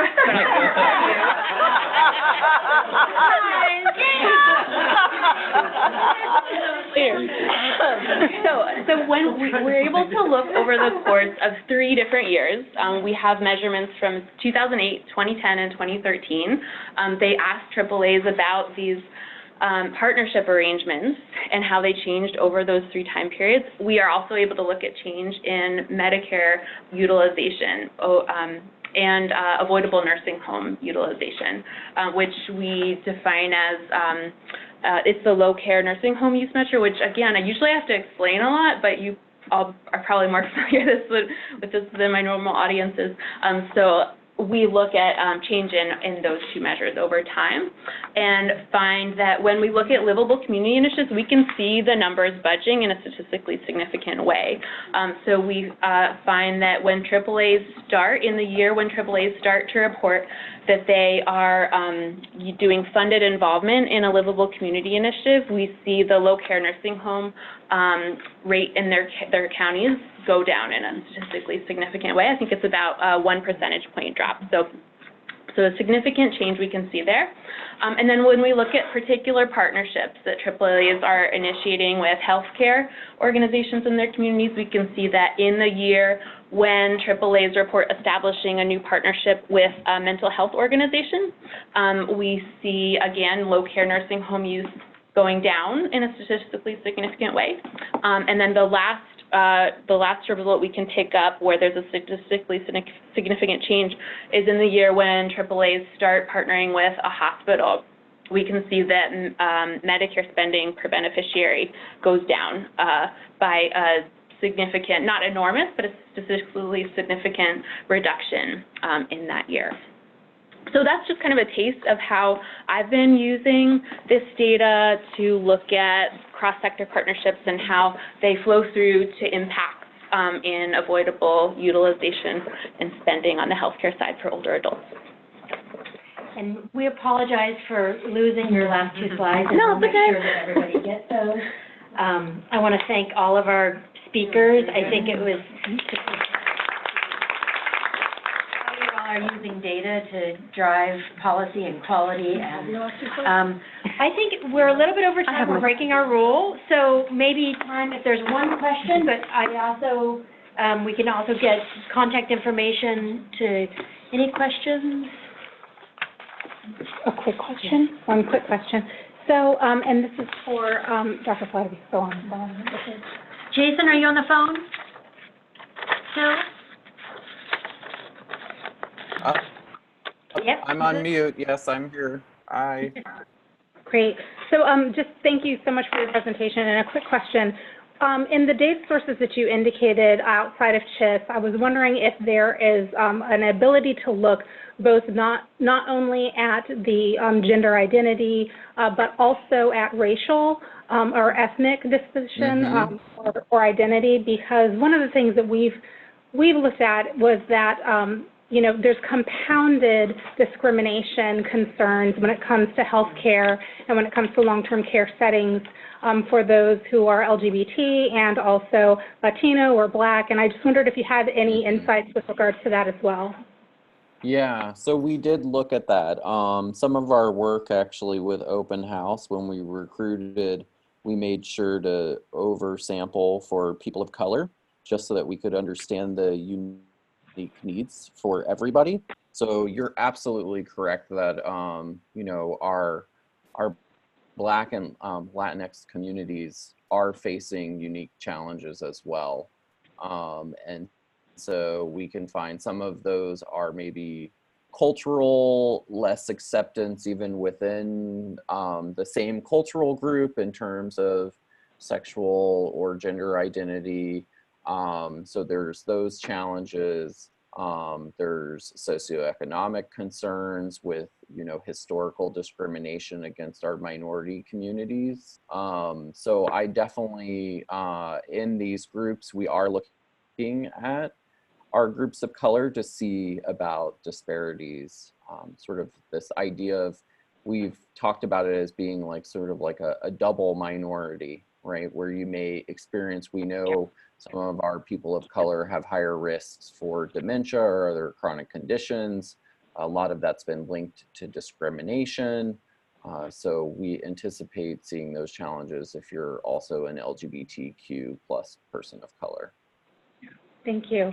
So just for the equity work group, just, you know, compounding lenses is something to perhaps examine. Yes, that's a great suggestion. Yeah, one more question from Dr. Christensen. Jason, really interesting, important data that you presented. Do you look at geographical differences in well-being?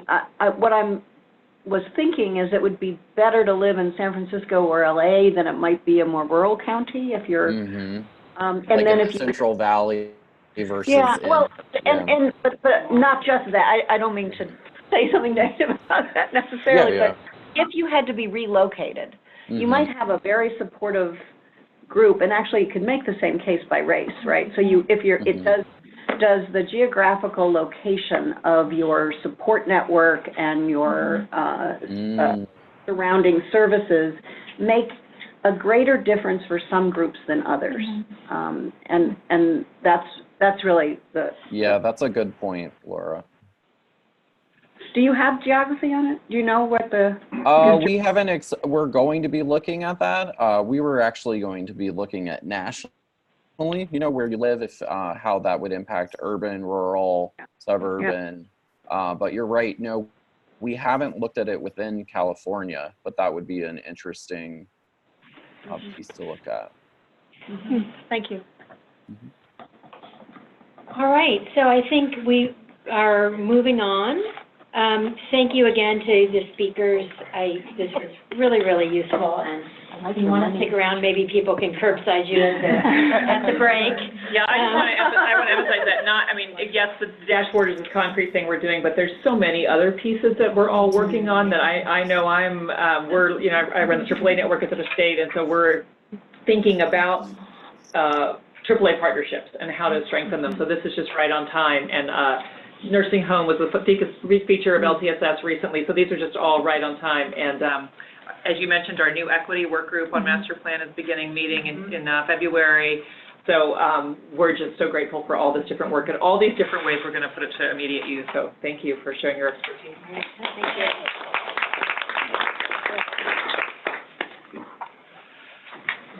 All right, so Gretchen, you are up. We are going to talk about dashboard measures now. We are going to talk about dashboard measures now. Before we Everybody do get ready. that, I'm going to ask everybody to just stand up. Get your arms up. You get 15 seconds. Blood flow through your body. Because we're gonna dive way down into the weeds. So, all right, wonderful, thank you. Thank you. And coffee and sugary snacks.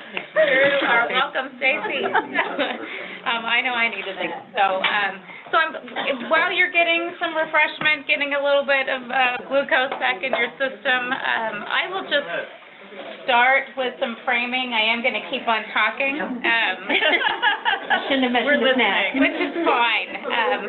And this is kind of a big idea, concept that's going to drive the next hour's discussion. So that's why I wanted to lay it out onto the table. It's been really a pleasure to be a collaborative thought partner with Kim and the whole TA team about, lots of different pieces on the master plan, but most particularly how we think about, what are considerations to address this big research charge that we have as a subcommittee. And one of the things that was a dialogue point at previous meetings is that we had such great dialogue about measures and that they lived at very, very different levels.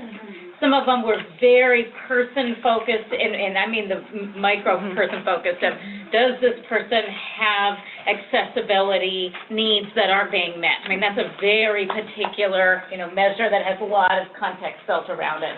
And then there were measurement discussions about, do we have enough, say, slots in the MSSP program to meet the case management needs of people, in particular areas where that service was available. So we were just talking at lots and lots of different levels and interacting points. And so one of the things that, it's one of those things where you offer up a thought and then Carrie says, great, you have that thought. Sure. So one of the things that we did kind of internally at the SCAN Foundation over time was, as we were looking at what our own work had been over, bodies of time and of years, we thought about measures that were about change in people's actual lives in the direction that we wanted. And then we were thinking about what are those system drivers that facilitate that change. And Janet she's here. She was smiling at me across the table because when Kim talked about logic models, Janet and I worked on lots of logic models together over time, and that's kind of how my brain works in many ways, is what's the big person-level impact measure that we're trying to affect, and then what are those system drivers or the, in the outcome measures in the logic model universe, and then what are you going to do about it, right? So what's the state going to do about it? What are private sector players going to do about it? What is philanthropy going to do about it? What are all the different, what's the university sector going to do about it? How do we all contribute? But getting clear about what are we contributing and where are we on that big universal logic model called the Master Plan for Aging. But more particularly, Goal 1, Goal 2, Goal 3, Goal 4. So you've heard a little bit about, and we can play around with the language. The language we used inside the foundation for our own purposes was kind of the person-level core measures, and then what were the system driver measures. So again, we can talk about language in a minute, but what the next three discussions are going to offer to you are various ways of thinking about person-level core measures, given that we wanted to have a person-centered master plan for aging. And then what are those system drivers where we have information about how well the system is engaging, responding, serving, accessing, so that people can have that flow through to get what they ultimately need. Because we also know that sometimes 2 to 3 different system drivers are at play for one person, level core measure, and it's not always a one-to-one. So kind of thinking about those in context. So that just gives a little bit of background in terms of how this discussion, table is being set for this afternoon. Now, what I would love for you to do for just a moment, and that moment's probably going to last about 30 minutes, is suspend judgment about whether you like person, level, core, and system driver, whether you like the language, whether you think that there's another way of, Rubik's cubing this. So we can just hear some data within that framework, and then we'll come back at the end to get your perspective on, does this make sense in the big idea? Does it, what are the kinds of things you'd like or wish we had, in all of this, what's available, and so we'll have some moderated discussion. I will say that what I'd love to do today is to try and get a little bit of sense of comfort with whatever the frame is to think about the measures today, because we'd like to do this same thing for Goal 2 next time, and Goal 3 next time, and Goal 4 the next time after that. So it is a little bit of both, with frankly a really hard goal with a lot of information, right, to say how are we going to kind of separate the structure of the measures, and then here's how some thoughts we could on Goal 1 so that we can do the next thing on Goal 2, 3, and 4 moving forward. And so that is my little bit of setup. I want to look back to Carrie and Kim to make sure that I didn't miss anything that was really important to you. No, I see shaking, shaking heads. Good, but I think you're right. This is a really complicated, the LTSS subcommittee had 10 meetings on different topics related to LTSS that this committee then needs to, you guys saw a little bit of that in previous meetings, but let's do our best today. And we are going to start with what David calls a straw man. Jeannie. Could you just clarify one thing so we're all thinking about it the same way? Could you give a simple example of what you mean by a person-level core measure and a system driver? Just a simple example. Absolutely. So I'll just give you, I'm not going to use one in the master plan. I'm going to use one that was really important to the SCAN Foundation over the last 6-7 years, is how many Medicare, Medi-Cal beneficiaries were enrolled in integrated care models, plans, could be MMP, could be PACE, could be all sorts of things, that were 4 stars and up.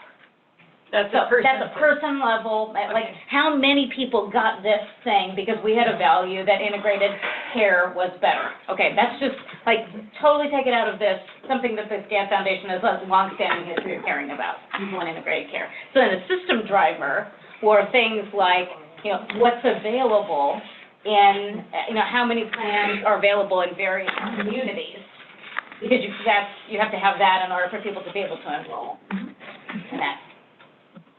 And so what we're going to hear today are some variations of what could be person, level, core, and then system driverness to get to that space. So Can I ask one quick clarification? Yeah, go ahead. Person driver. But would you not include measures like, when you first said person driver, I'm thinking disability, happiness. Yeah, me too. Yeah. And you would have, that's also? Absolutely. So I would say something like, we've thought about, could you have a measure that is about people feeling, safe and happy and fulfilled in the place that they call home? What percentage of Californians over age 50? We'll do that to meet Jeannie's earlier question.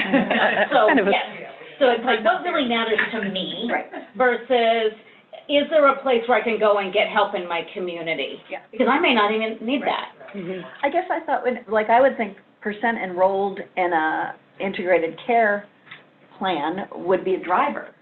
Well, we put it as a person level measure because people would have to actually make a choice for that.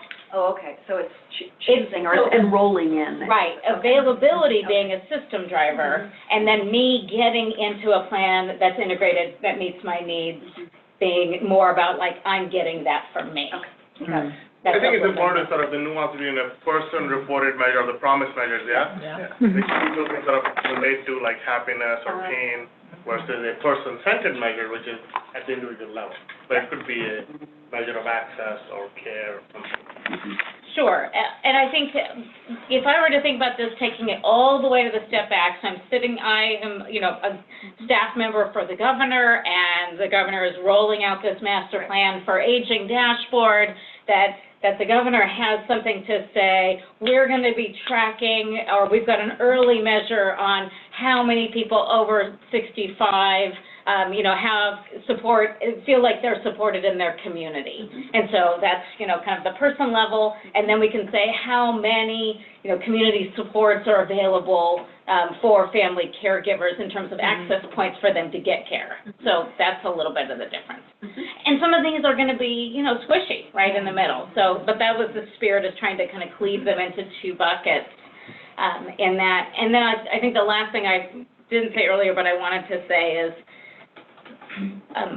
we were going to start this discussion and try to stay with today the discussion about what exists, as opposed to what we would like to see in measurement. So there's all sorts of things. We know that from the long-term care scorecard with AARP for 4 rounds. There's a ton of stuff we'd love to measure, but then we always have to get back to what do we actually have to measure. So that's really the purpose of today. So if you've got I really wish we could measure this, and maybe you know it's the BRSSS, that California doesn't do it, please have your own little parking lot for that, because we actually are going to capture that later, but not today. Everybody good? And I want to bring people's attention to handouts. We have some handouts on LTSS Workforce, and we have a handout of another strawman that was created by West Health on some of the different domains for LTSS. And if you don't have a packet of handouts, I'll go get you one. So with that, I'm going to turn it over to Lydia Mitsoulides, who's going to tell us about a resource that was developed in the olden days. Far away. The olden days, yes. So, hi everyone. This is, I believe, the only surviving copy that's known to womankind and mankind of this long-term care data book. So I shared it with Kim and Carrie, and we started kind of rapping on, what this could be. And as I looked at it, and I've been participating in the LTSS subcommittee, I was like, we were really smart back in 2002, because we designed this through a grant that we got from Department of Aging when Governor Gray Davis had an obscene surplus in the budget, and they were giving money away. My friend Kathy and others of you remember that. And a colleague of mine had this vision for a long time, and she came to me and said, Lydia, I'll help you write this grant. Let's, what do you think? I go, okay, great, do it. So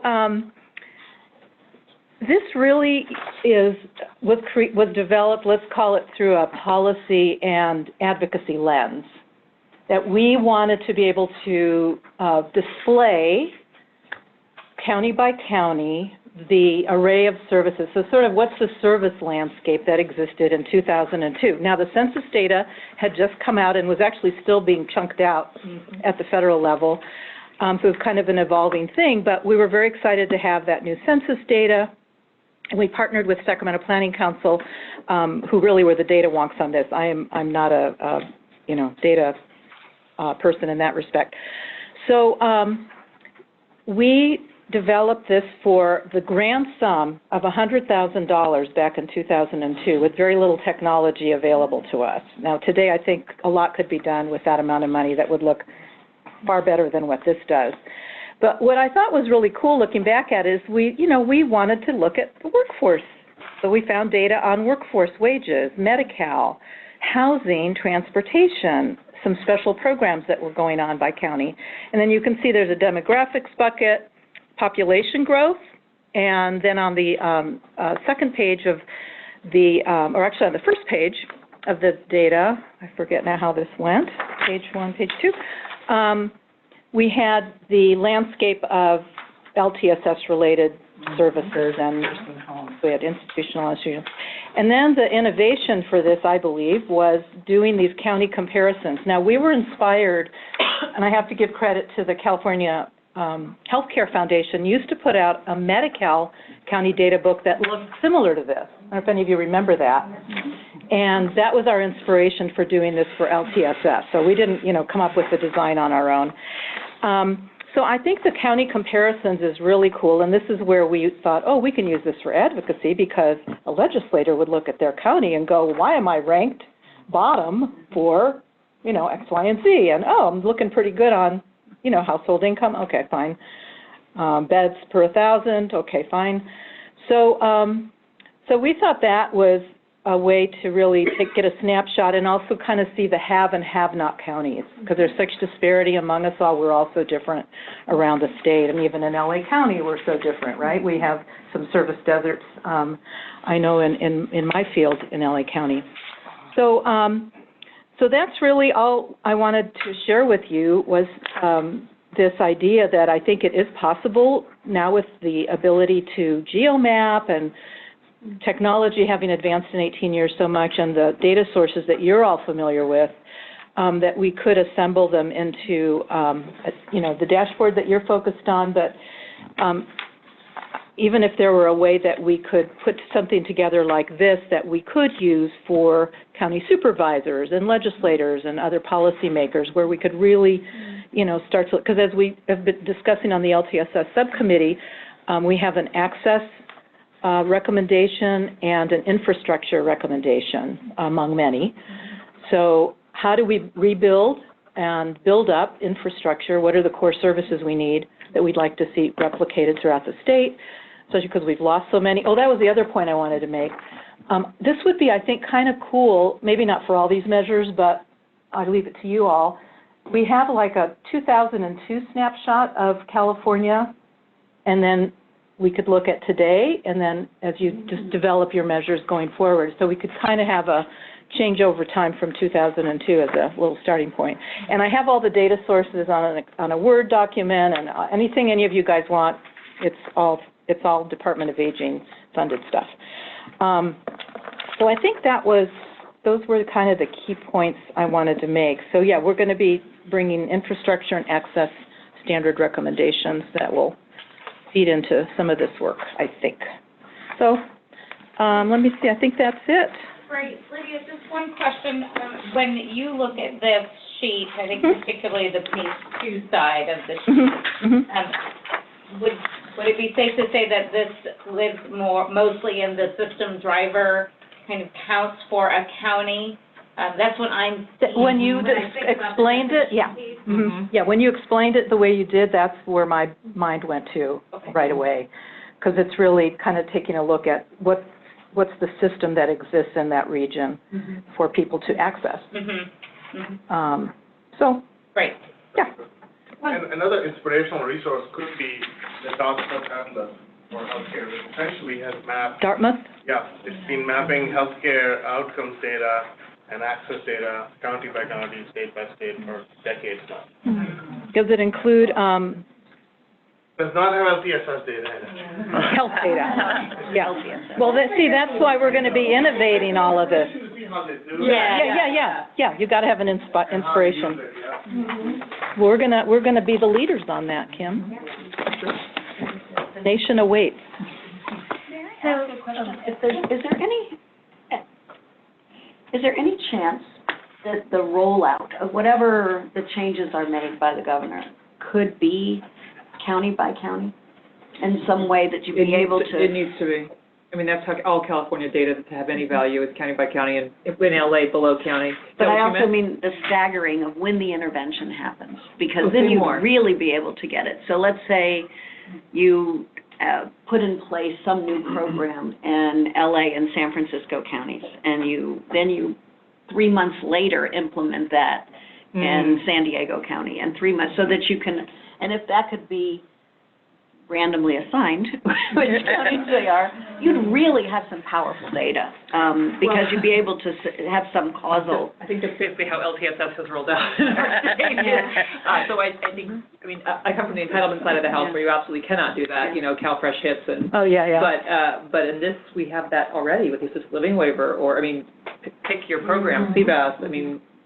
Except it would have to be not, you'd have to avoid a selection effect of the county that got the waiver was a special county. Right, or less interested in doing something. But there's such potential here to really measure what works and what doesn't, and particularly in the realm of equity, because so many programs seem to work really well for people who already have a lot. They get access, they fare better, and they miss the neighborhoods, the counties, the groups that aren't doing as well to begin with. I think there are in the national programs that roll out in phases and in regions and There in are. phases, and we could think about making sure it wasn't Bay Area first, then Valley. So if that had some research value, I think that's possible.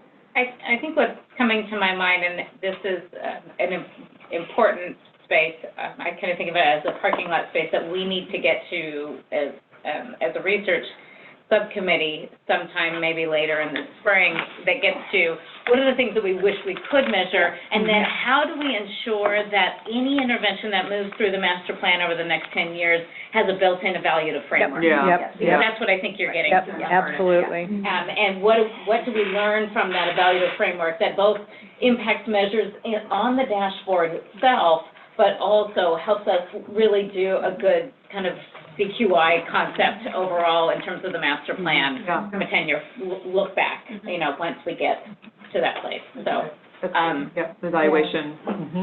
And we don't Just really at summer meetings. I mean, it is a summer meeting but it's like, how do we frame that as recommendations of the committee to the cabinet level work group? So, okay, so with that, thank you so much, Lydia. You're welcome. Questions. And for maintaining this book, the only copy. Close to my heart. I do have PDFs of everything that's in here. But It needs to go back in the vault. for posterity.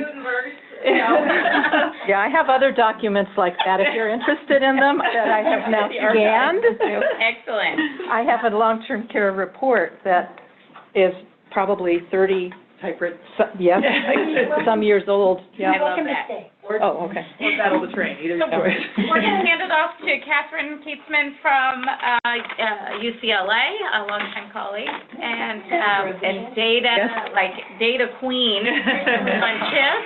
And Catherine's going to talk to us about what things are in CHIS that we have some opportunities for to think about both the person level as well as the system driver pieces of what it is. So, great. Take it away. Thanks. And CHIS and then a little bit beyond. I'm going to so CHIS-centric that you throw me out of the room. It's true.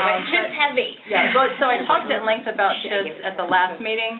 So there are some slides at the end of my presentation I'm not going to talk through now to kind of give you the backdrop of CHIS and the timeline for the data that are coming up for the 2019-2020 survey, and then again a repeat in 2023-2024. So we're talking about data that's going to be collected in real time and should be available at the end of 2022 for, anyway, it's in my slide.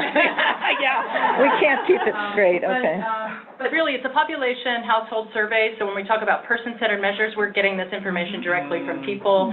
The other important distinction is it's not program data, so we are getting people who may not be connected to programs. That's a really important population to represent. And I'm going to move through really quickly because, again, I touched on some of this before, but just to maybe walk through what might be person-centered measures coming from CHIS in the near future, and then also pointing to some of the systems drivers and some of the other data sources that other members of this committee have generously contributed through the handouts that you have that can help look at workforce issues, for example, and things that CHIS may not be so well positioned to report on. So again, back to goal number 1, services and supports. Carrie read through this earlier today, but this is what we're focusing on in the CHIS and this immediate presentation. Following this, then Kathy Kelly's going to talk about Objective 1.2 and caregiving issues, and there's some overlap with CHIS there as well. So just on this first slide, this is really looking at some potential outcome data in CHIS that's extent to which needs are met, how people are receiving care according to how they prefer it, whether or not people are involved in planning and organizing their care, and these are some of the specific questions that are in the LTSS follow-on survey, and then also how people feel whether they're actually involved in deciding what to do with their day and when to do the things that they do. So these are, I think, arguably quite person-centered in terms of people's experience as a result of getting their needs met or not getting them met. Oh, and I just shut it off. No, there we go. So, let's see, moving along to, there's a lot of descriptive data that we're going to be able to generate statewide estimates about the number and percentage of people who report difficulty. Now, this is the actual screener to get into the follow-on survey, percentage reporting difficulty with ADLs, with IADLs, and also, importantly, difficulty with memory, concentration, and decision-making. So as a work group, and many people in this room were part of that process, we wanted to make sure we got these three particular different types of needs and difficulties represented. And then, again, this is looking at who actually reports needing help. So having difficulty may be different than actually saying, I need some help with those difficulties. Needing help with ADLs, IADLs, and then needing help, more specifically, we ask specific questions about, do you need help with bathing, showering? We actually walk through these specific personal care needs, and we'll be able to generate prevalence estimates for those measures. In terms of service and support needs, the reason that they need help. Are they needing the help because of a physical, mental, or emotional condition? Or are they needing help because of serious difficulty concentrating, remembering, or making decisions? And then the percentage or number of adults who report unmet routine care needs. Again, those are like IADLs, we call them routine care needs, or those that have unmet personal care needs. So we'll be able to generate those estimates as well. Okay. It feels like I'm on the same slide. Okay. It's doing magic. We also have questions about equipment needs. Who has these types of equipment? Who has certain home modifications? But then importantly, who needs some sort of equipment or home modification that they don't have? And then we have an open-ended answer for what it is that they're missing. So we can generate those numbers. Then we have measures about who's receiving regular help with self-care, and then reasons why they're not receiving help. So whether it's too expensive or they can't get reliable help, they don't want to ask for help. These are a list of options, response options, and then there's open-ended, so they can report some other reason that they're not getting the help that they need. And then sources of help, are they getting help from an unpaid family member or friend? Are they getting it from a paid support worker? Are they getting it from a paid family member or friend, or from some other source? Those who are receiving paid help with self-care, importantly, how those services are being paid for. So whether they're getting paid, they're paying for them out of pocket, whether it's being paid through a public program or through private insurance or some other source. So we'll be able to give estimates on that. Important one around information and assistance, I think it maps onto that system driver, but we're asking at the individual level, how do you find out about the services that are available to you? Is it through a family or friend, through an aging provider, through a disability provider, and so forth? So we'll be able to get some numbers on that. This maps more onto outcome data. Again, person-centered. These are questions about adverse consequences of not having needs met. So we'll be able to get numbers on, are people unable to get out of their home because they don't have the help they need? Do they go without having food, groceries, personal items? Are they not bathing as often as they would like? Are they not getting their clothes changed as often as they would like? Yes. Do you do follow-up frequencies on those? If somebody says, I have trouble with this, how often do you have trouble? We don't, yeah, and we talked a lot about that as a work group, but because we were constrained to 15 minutes, we had to make some decisions about it, yeah. We'd love to have that as well. Going without eating because of difficulty, because no one's there to help them, or because they can't feed themselves and no one's there to help. Having to stay in bed due to difficulty getting out of bed by themselves, unable to get to the bathroom as often as needed, and also making mistakes with medication. So these are a number of adverse consequences that we'll be able to tally and report on. More outcome data, these are really more about the interpersonal relationship with the person who's helping them, whether people are feeling that they are treated, people with LTSS needs feel they're treated with respect, and it's a frequency scale, whether they feel safe around the people who help them, and whether their care provider is sensitive and responsive to the traditions of their culture or background. So those are other examples of person-centered measures. And then descriptive data, we're asking about what services, for those who do access services, what types of services are they accessing? So are they getting information, well, first of all, are they getting information about their services in their preferred language? So that's one question. But then in terms of the types of services, are they getting skilled nursing home services, rehab services, assistance with personal care, home infrastructure, home health, so on. You can see their transportation benefits assistance. And then this chart is really starting to look more at the systems drivers that are coming from the LTSS subgroup work, and we were trying to think about how do we map on the various data sources, again, going beyond CHIS program data. Certainly we can get information from the AAAs about information and assistance. The West Health handout, thank you so much. There's a lot of good information there of data sources. We do have the one question in the LTSS survey that I mentioned earlier, asking people how they get their information. But in-home supportive services, this may map on to looking at CMEPS data, administrative data, program data that will give us information about utilization of in-home supportive services and the trends. Similarly, for other home and community-based services, there are program data that are available to look at those utilization numbers. And group living and skilled nursing, again, I point to West Health handout because they've got a lot of good sources there. This is West Health handout. Yeah. Caregiving, I'm going to turn over to Kathy Kelly in just a minute to talk about that, and there's some questions. There's a module in the current general CHIS that are a set of caregiving questions. Can you talk about that just a minute? I didn't bring that with me. Oh, sure, Yeah. sure, I can do that. And I think we have a slide. I'll scoot over to it as soon as I walk through this. So the workforce, there's the LWDA handout.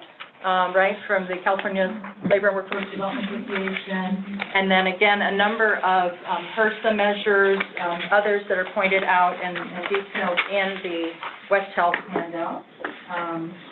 Behind in my notes here, employment statistics, pipeline statistics, statistics from the Bureau of Labor, and OSHPD and Consumer Affairs and so forth. So those are all really good sources for LTSS workforce information. And then LTSS integration with health services. I'm not sure I saw a lot of that. There is one question in the general CHIS. It's a care coordination question.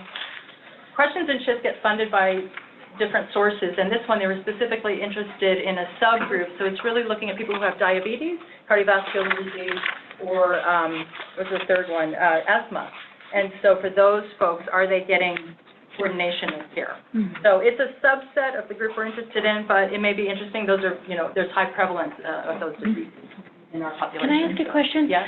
What can CHIS do at the county level?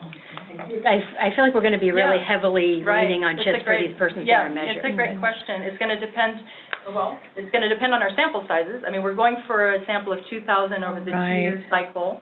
And so in some cases, we may not, depending on the county, we may not have the large enough, but we can combine counties. CHIS has ways of generating small area estimates. So there are a number of ways we can, combine counties or look and extrapolate from the data that we do have. Maybe regions might be a different way to think about it. It could be regional way, right, right. So how are we cutting up LA? No. So I'm thinking of the behavioral health region. You mean the country of Los Angeles? The nation. 5, different spots of the state. But so there are ways we can look at county level data. There will be some, there'll be some limitations again in looking at crosstabs and things like that.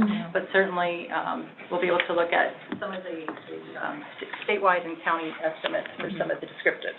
Certainly, I mean for all the descriptives, but how far we can go with crosstabs will be a different story. Okay. Before we turn to Kathy, one other question I had in terms of kind of taking that really big step back. I recall that CHIS has self-rated health. Oh, yeah. And that you could cut, by, all sorts of age groupings, population at large as well as age groupings. And then I'm thinking, are there other, well-being measures that you could cut by age that may not be LTSS Goal 1 specific, but may actually live above that in terms of if you thought the master plan at the highest level, what is the, self-rated health and well-being of California's aging population in trajectory? Yeah, we have a lot of measures on behavioral health. We have a lot of measures on health conditions, so we can absolutely cut them by age. We can look at the folks that screen into this follow-on survey, and those data will be merged. So we'll be able to look at them by disease condition, by health and well-being measures, which we have a host of. Social isolation scale, which is just actually a loneliness scale. It's actually it's only for 65 plus in that case. It's another example of a subgroup that was funded to look at that group. It's obviously relevant for our purposes here. So yeah, there are a lot of opportunities and I think in the later slides I do list some of those by domain areas, not drilling down. It's a very long survey. The general just is 45 minutes worth of questions, potentially depending on which you filter. Do you remember, you told us how many would be in the 60 or above age range of the children? Because 2000 includes everybody, yeah? 2000 is going to be in the 18 plus, 18 right? Plus. We're looking at adults for this LTSS. I see. So you'll be able to use the full sample, not just 60 above or 50 and above? Oh, right. It's going to be the full sample. Because there are some specific questions that are for that older age group, and the numbers are smaller. Right. Right. When we cut by that, it would become smaller. So yeah, it's really going to depend on what the age categorization is, and then the geographic question is raised at county level and so forth. Great, Janet, and then Well, I don't know if this goes into the data we would like to have category for a future decision, but when you start looking at the workforce data, I'm not aware of data sources that really talk about the preparation to work with older adults, whether they've ever had an aging, a class about older adults or aging in the health and human services, whether the current workforce has ever had any kind of training, that kind of thing. So I think that's going to be really important, because we've got a lot of data about workforce, but nothing about geriatric population. And this is how we slice this to organize it, and this gives all for discussion, but the workforce discussion we had in LTSS was really about direct care workforce, and geriatric is more in the health system, healthcare conversation coming in goal three. Right? Yeah. Okay. But these are these questions, what goes together, what's separate, Okay, thanks. I want to do a piece and then put it back to me for Jeannie had one. Do clarifying questions, Jeannie, and then we're going to do Kathy. I think I thought we were in the conversation. Okay, So we'll do one more round of I have a broader question. Great. All right, you're up. Okay. Going forward now. Okay.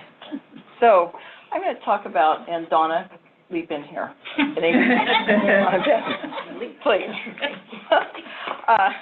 Talk about family caregiving. And just before I start out the door, this is going to be a different kind of conversation than the kind of metrics that we're talking about, prior. And it's an interesting one because family caregivers, unpaid family caregivers are 80% of the long-term care workforce, but they're not really a workforce because they're not paid. And so they're providing many of the services, including personal care assistance and everything in between. And so it's an interesting question because Family Caregiver Alliance and through the Caregiver Resource Centers across the state consider the family caregiver to be our client first and the care recipient second. And we collect information on both of them. So it's a little bit different viewpoint about how the data, why we collect the kind of data that we do, and sometimes it doesn't resonate necessarily with what you've been hearing. So given that, there's a number of different benchmarks and metrics and data that's been collected. I'm going to talk about the scorecard because it's a composite score. I'm going to talk about some of the caregiver information that we're collecting through the Caregiver Resource Center system. We're starting to collect now because we have received a $30 million three-year project to expand access to services and also put in play an interactive client record and the use of technologies to deliver services throughout the state. So in that, we have sort of rebooted our caregiver assessment. The project will be evaluated by the School of Nursing at University of Davis. And Heather Young and Janice Fell are the principal investigators on that. So we're collecting a lot of data. It's very robust, and it can be cut many different ways because it's all de-identified still, has a zip code to it. So when you talk about does it get down to the county, yes, it gets down to the county level. So it's going to be a pretty robust data, and we expect once we get up and running, because we have all these technology installed, in the next year, in the next fiscal year, in the next 2 years, we'll have at least 8,000 records per year. So it's going to be a pretty significant sample.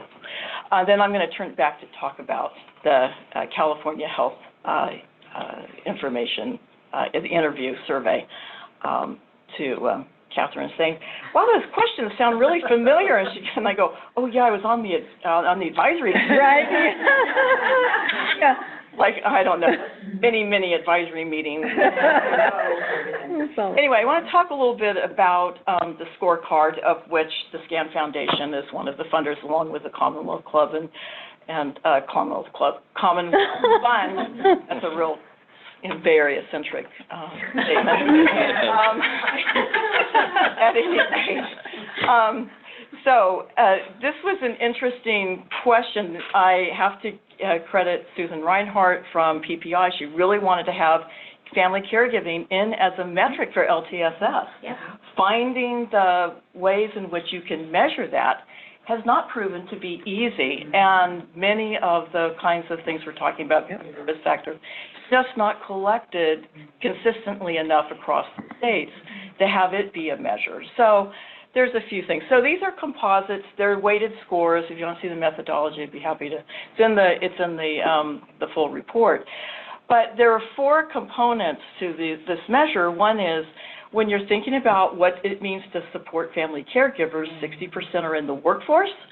The other part of it is that the caregiver may not be the older adult. Depending upon where you define older, I think I'm in every different category now at my age, but the goal line keeps getting measured, back and forth. 50, I'm going, wow, I wouldn't have thought of myself as an older adult at 50. I thought, ooh, I wish I was 50.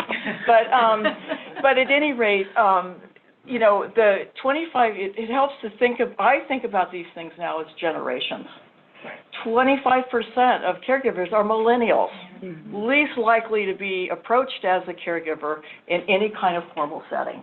We found that out through the Home Alone study. But at any rate, so these are kind of composites. Does the state in question have family medical leave? And that goes beyond federal guidelines. Or does it have paid family leave and sick days available? So, in California, we're the first 12 years ago to have paid family leave. So, we have a lot of good scoring on this particular metric. Unemployment insurance, most don't know that you can actually quit your job and get unemployment insurance if you're shown to have caregiving responsibilities. I don't know what the utilization is. I think it's probably pretty low. And then state policies that protect family caregivers from employment discrimination. Just currently in California, that's not the case. That's being worked on now through many different coalitions. So that's one person and family-centered care. So it's the financial protection for spouses, for Medicaid beneficiaries. That's really important. Most seek help, financial counseling too late, and they find that they could have sheltered more in assets, and they didn't. There's a state assessment of family caregiver needs. We do have some universal assessments. We don't have universal screening and assessment tools across all programs. That's yet to come. And the enactment of the CARE Act, which for those who don't know, it's to revise to be able to identify a family caregiver at the point of admission into a hospital and have that person be part of the discharge. What we found in further studies is about 50% of the time that happens, even if you have the CARE Act passed. So nurse delegation is a big issue. Why? Because, well, in California we don't have it. We have a few things that you can do. Another paid home health aide can come in and do this. IHSS being exempt, they can do anything. I keep saying that family caregivers can do brain surgery because they're just not under any scope of practice. But the fact is that this is actually a really important issue for families. It's a conundrum when you have a paid aide come in and you cannot have them give a medication. So this is a big issue for family caregivers. Transportation, I think it's covered in another area. They put it into the caregiving realm. I didn't see it, but I think they wanted to have transportation in, so I'm just going to skip over that. So in terms of the caregiver profiles and demographics, you know, we have a lot of different panel and random dial surveys that go on at the national level. We usually extrapolate that information down to the state level. Is it usable? Well, it's a good guide for doing some estimates, probably not the best. I think the California, the CHIS data is probably more reliable in terms of trying to understand where people are in terms of how many family caregivers that we might have in the state. We say now it's 1.8 million, family caregivers, but you know we don't really know. Any rate, and the kinship and residence and gender, those are all on national. Now, when we look at respite expenditures, was one of the other issues that came up. We know what the federal sources are. We can trace it back to Title IIIe expenditures.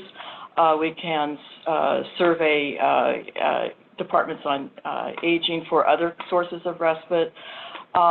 Respite is a squirrely thing. I'm just going to turn to David Lindeman and ask him, when did we do that respite? It must have been 1980-something. 1937? There's still not a working definition of respite and eligibility. I just want to know this is an expanded failure profile. To be able to bite the bullet and get a common definition and eligibility for this. But we do know that on the expenditure side, it is part of the federal dollars coming down. It is part of the caregiver resource centers. And those are, I would say, stable numbers. And so we can always use those. It's hard to collect the rest of it. These are pieces of information that we get. This is the expanded caregiver profiles, identification, screening, and assessment. It would be great if we could get a baseline on what LTSS service and providers are actually asking. When I looked at a number of years ago, what are the eligibility or assessments for Medicaid waiver programs, there were a few states that actually did a caregiver assessment. There's about 7 of them. But in California, the question is, are you willing and able? Is there a caregiver available? It's asked of the care recipient about the caregiver. So it's not really a caregiver assessment. So I think this is actually, this probably is a working piece or maybe a part on the side piece, but we just don't have enough of this information available. And once they have it, we don't know what they do with it. I'm going to I'm going to stop now and ask you to talk about the chief. I have the slide. Okay. Well, Catherine's bringing that up. I think one of the other pieces of data we had from an AP North survey over many years was that the people who had clearer responses about elements of their own aging were people who had been family caregivers.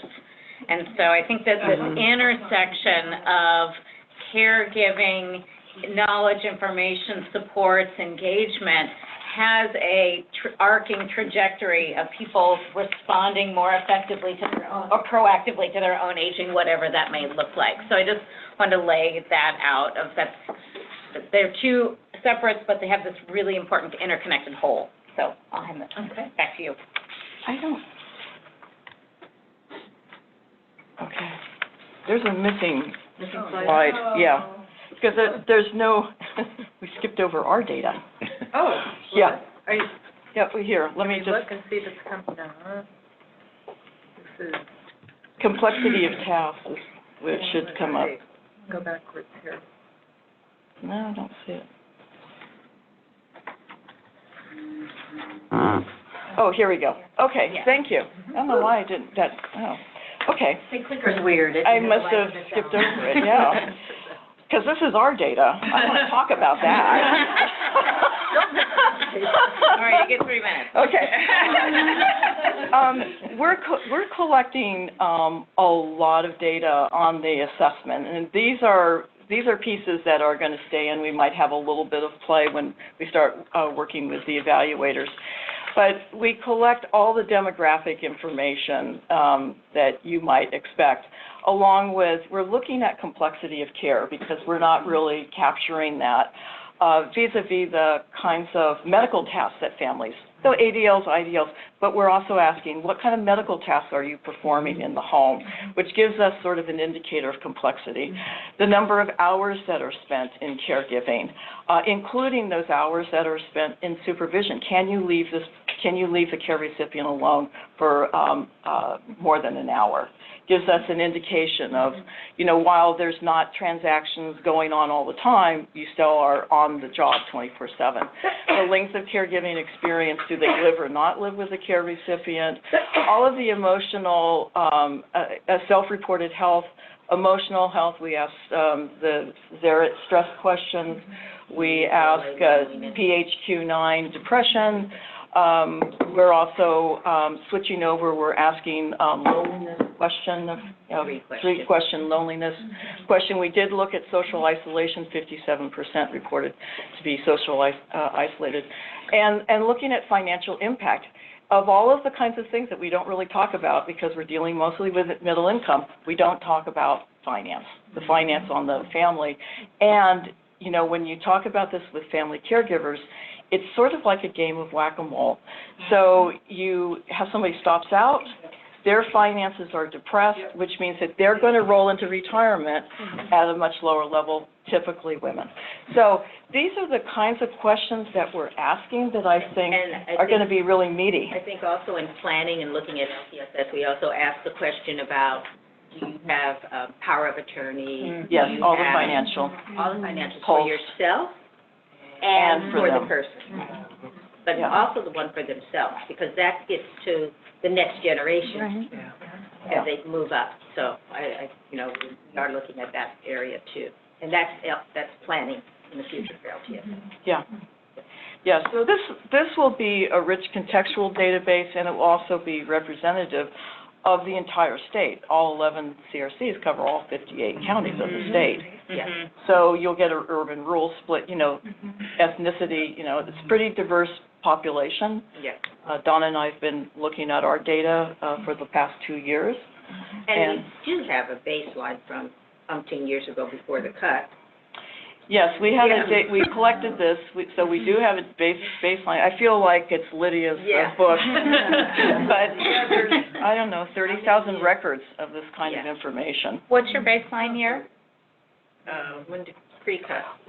When did we start? So, 6, 7, 8. Somewhere in there. 7, 8. Yeah.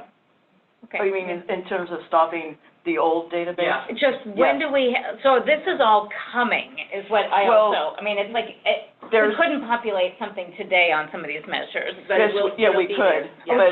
we could through the Bay Area and Los Angeles. At least the beginning of the bigger region will be by the beginning of the Start building it. Okay.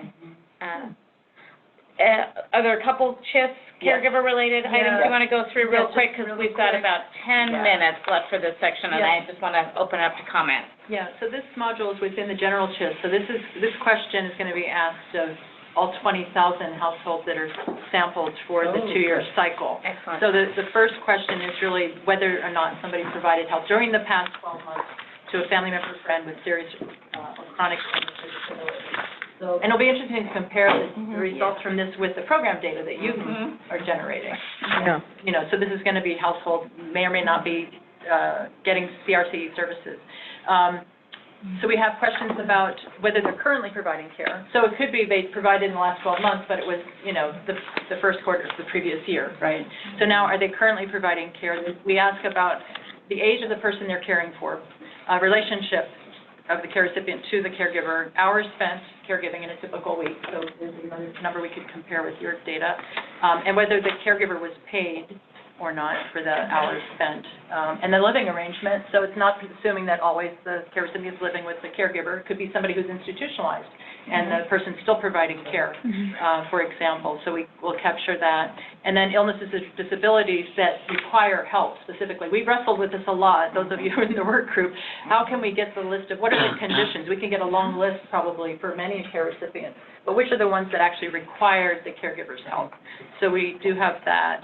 And these are looking more at the outcomes for the caregiver, questions about whether they experience financial distress or stress as a result of caregiving, whether they have all the supports and services they needed to provide care. So again, looking at caregiver outcomes, whether they've suffered physical or mental health problems during that last 12 months as a result of providing the care.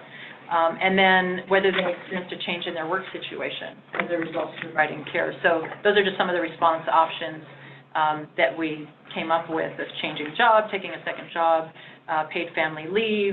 Kathy, Kelly, thank you for that. I think we got that in there. I think the last one, we still have that in our database. Yeah, so anyway, so it's a brief module, but it's, again, in the 2019-2020 CHIS.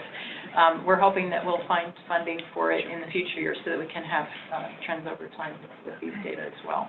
So that's great. I just want to do a quick time check. Yeah. We're a little bit over, as we always are, and I just wanted to say maybe we could cut into the break, and would people be okay with, like, just take a break whenever you need to take a break, and we'll keep kind of been doing that, yeah. That's, yeah. That makes sense. So, and just to that last set of CHIS points, because you're doing all 20,000 households, you'll have a robust demographic set on anybody who responds to that as we think about the equity lens on the caregiver side relative to those questions. Right. Okay. So we get a and lot. actually on the disability screening side, too. Right. So even without doing the follow-on, we'll know who screens for the disability that would participate in the follow-on survey, and be able to have a profile of them based on conditions and their, so both the caregiver and the care recipient. Which is great. So kind of a lot of texture in all of that to report on. Yeah, great. Very good. So we've heard a lot of information on kind of 3 big buckets of data and of measures that exist today, or exist in the very, very, very near future, but that they exist. And I think this gets back to, I'd love to just kind of open up conversation across the group to the floor, probably primarily about the lensing of the concept of talking about person-level core measures and system driver measures first. And now that you've seen some examples of some of these, and thinking about them in a big swath, and thinking about if you were charged with building a data dashboard that the governor would be kind of speaking his talking points from, does that resonate with you, or is there another way that we could think about kind of harvesting these various measures and putting them into buckets that are kind of clearly discernible that would then have potential to populate a dashboard? But we're not going to get to the populating next yet. We'll get to there in that discussion. So thoughts on the bigger framework of 2 kinds of things. And Kim, go for it. So I think it's critical that we think about how to link both these people together, right? Both education, political power, all of these. I come from the children's side where there's no concept of a child without a parent, and we have a word for parent, and we all know what that is, and 2 generation, all of that is very That's how we talk. And I'd like to think about how we use the words and the structure and the images here to advance on the aging side. I don't know how we do that. So it's not just at the high level, but there could be some even interactive ones. And these two should travel together. So something around that, I would say. And then the other question I have for you, caregiver folks, is there a quantity metric? Like, there shouldn't be this much caregiving going on. Or is it just, we're all happy doing it? Do you know what I'm saying? Like, what's the right amount of caregiving that can be expected of people? Or is it just a quality of how? I think that's actually a societal question. Yeah. Because the fact is that this was a question that was on the home alone study for doing medical tasks, and we said, why have you taken these tasks on? The biggest percentage were, I didn't have a choice. And so I think there's lots of motivations for people to take on caregiving, but not having choice and options is a big driver of that. And we have not made that, we have not caught up with the longevity of individuals and the fact that healthcare has changed significantly, driving many of these more complex care into the home with the unsaid expectation that families are going to do it. And so I just want to say one more thing about the home alone study is that for all of the medical tasks, wound care and injections and machines and everything, those medical tasks that were technologically complicated. So one example is that we're starting to push down dialysis into the home. So they're trained on the use and on the equipment and on the metrics and reporting. For things like wound care and injections and all these kinds, families report they receive almost no training on that. And so, you just go to Dr. Google, you can pretty much find everything.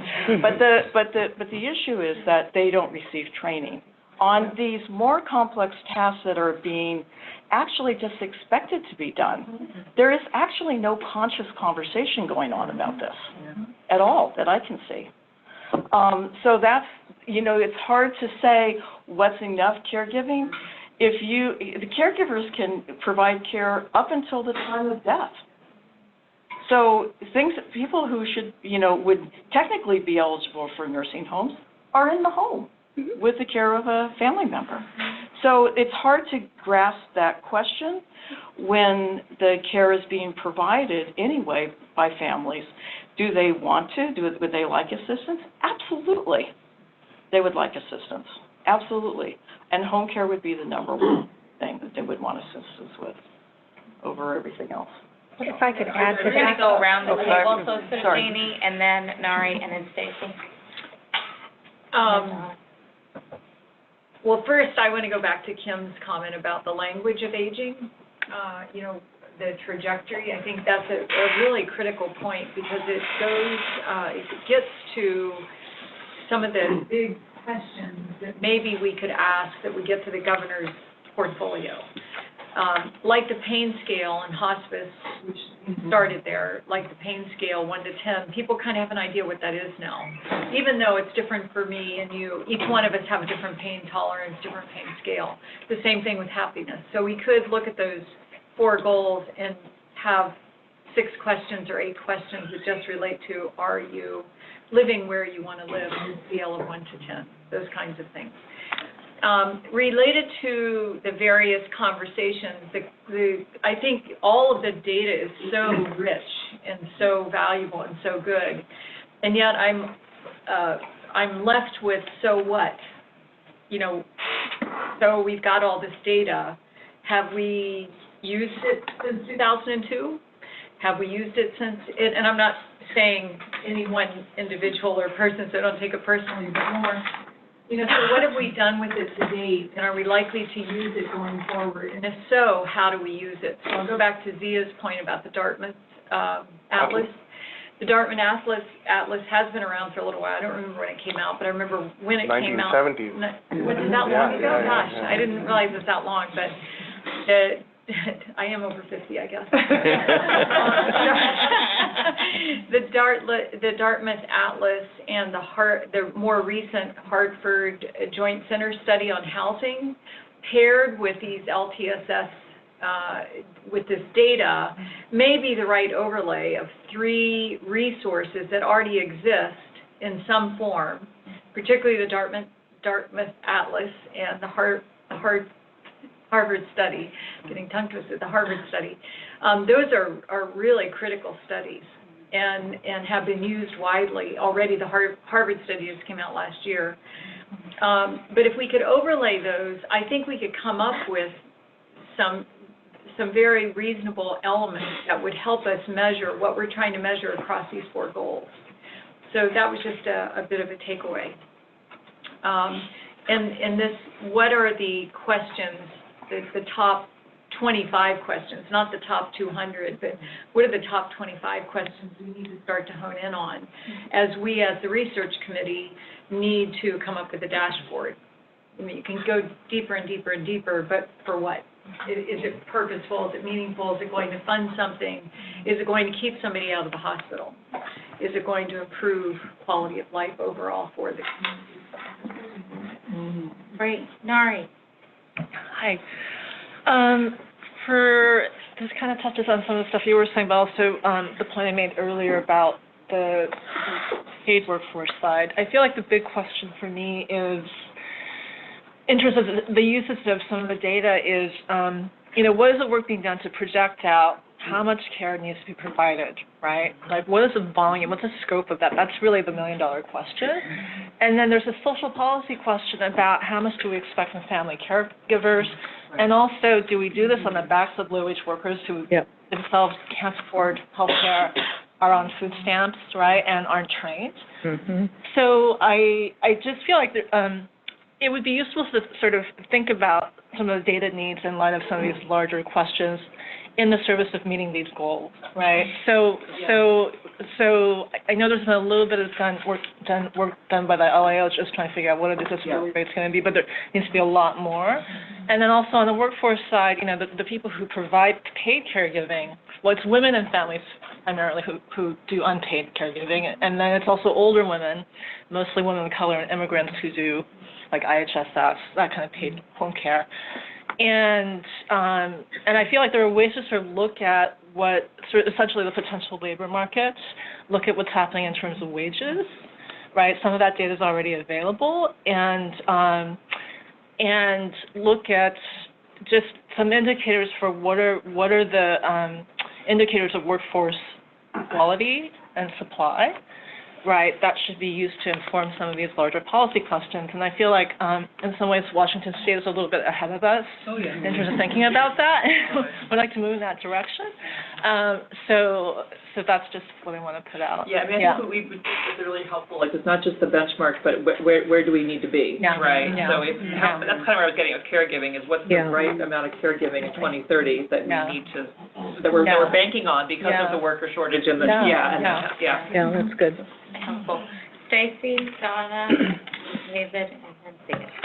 So just to add to Kathy's earlier comments around caregiving, I think, to bang the gavel of the equity lens again is very important, because we know that there are barriers even to getting help for caregivers based on their ethnicity, based on their race, due to the fact that they don't self-identify. Most Latino caregivers don't self-identify. There are issues in the Asian community around filial piety. This is something we just do for family, right? And so I think that some of those barriers with identification, in order to get information, in order to get resources, have to be considered, especially given the demographics and the growth and the changing demographics in our state as we, move a decade, 2 decades, 3 decades out.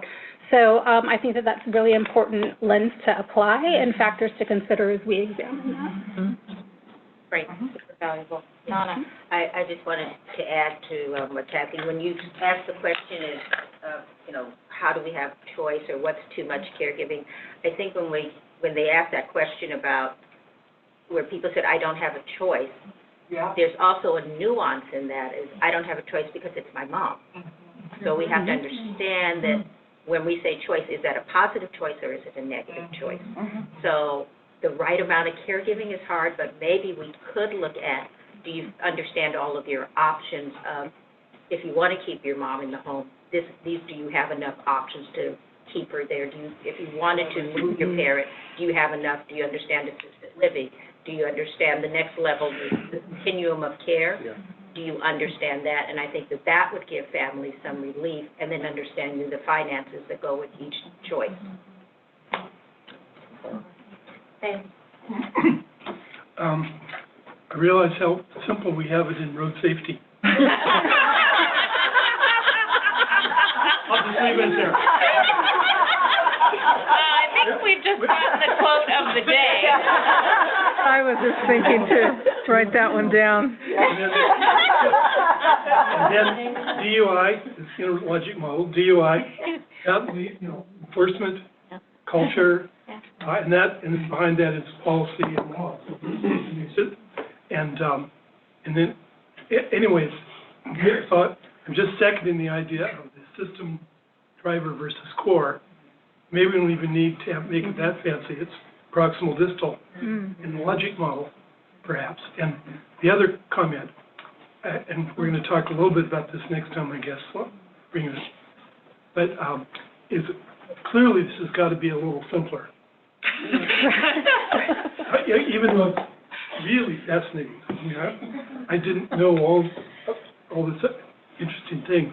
It's got to be boiled down. That's what all of you are doing in the committee level, so that the governor can talk about it in a 20-minute press conference, right? Right. And people kind of get it. Anyway, really, really fascinating stuff. Thank you. Zia, and then I think Laura, you've got yours up? Okay, go ahead. I mean, piggybacking on your comment, I think one way to sort of try to simplify this is to look at these measures through the lens of course, are they measurable? Are they modifiable? Can you modify them easily? Yep. And are they meaningful? And that'll sort of start to narrow down your scope. And of course, you can prioritize then based on sort of different needs. The other important thing about that sort of lens of looking at things is then you can start to identify, because this is going to be somewhat of a natural experiment happening, you can identify sort of the bright spots, like which county is doing really well on this measure, and what are they doing that's driving this. Yep. You may not get that from the raw data, but those drivers can emerge once you look at the data and go back and do some either qualitative work or research or digging around to find out what is unique. We've all heard about the blue zones and, these areas where seniors do really well. So I think there's some merit to having a lens to focus us. Good. Great. Laura. I wanted to go back to Jeannie's comments and say that I just totally agree, and I think it would be really useful to spend some time crystallizing what the outcome is. Like, what would success look like? What would the population be?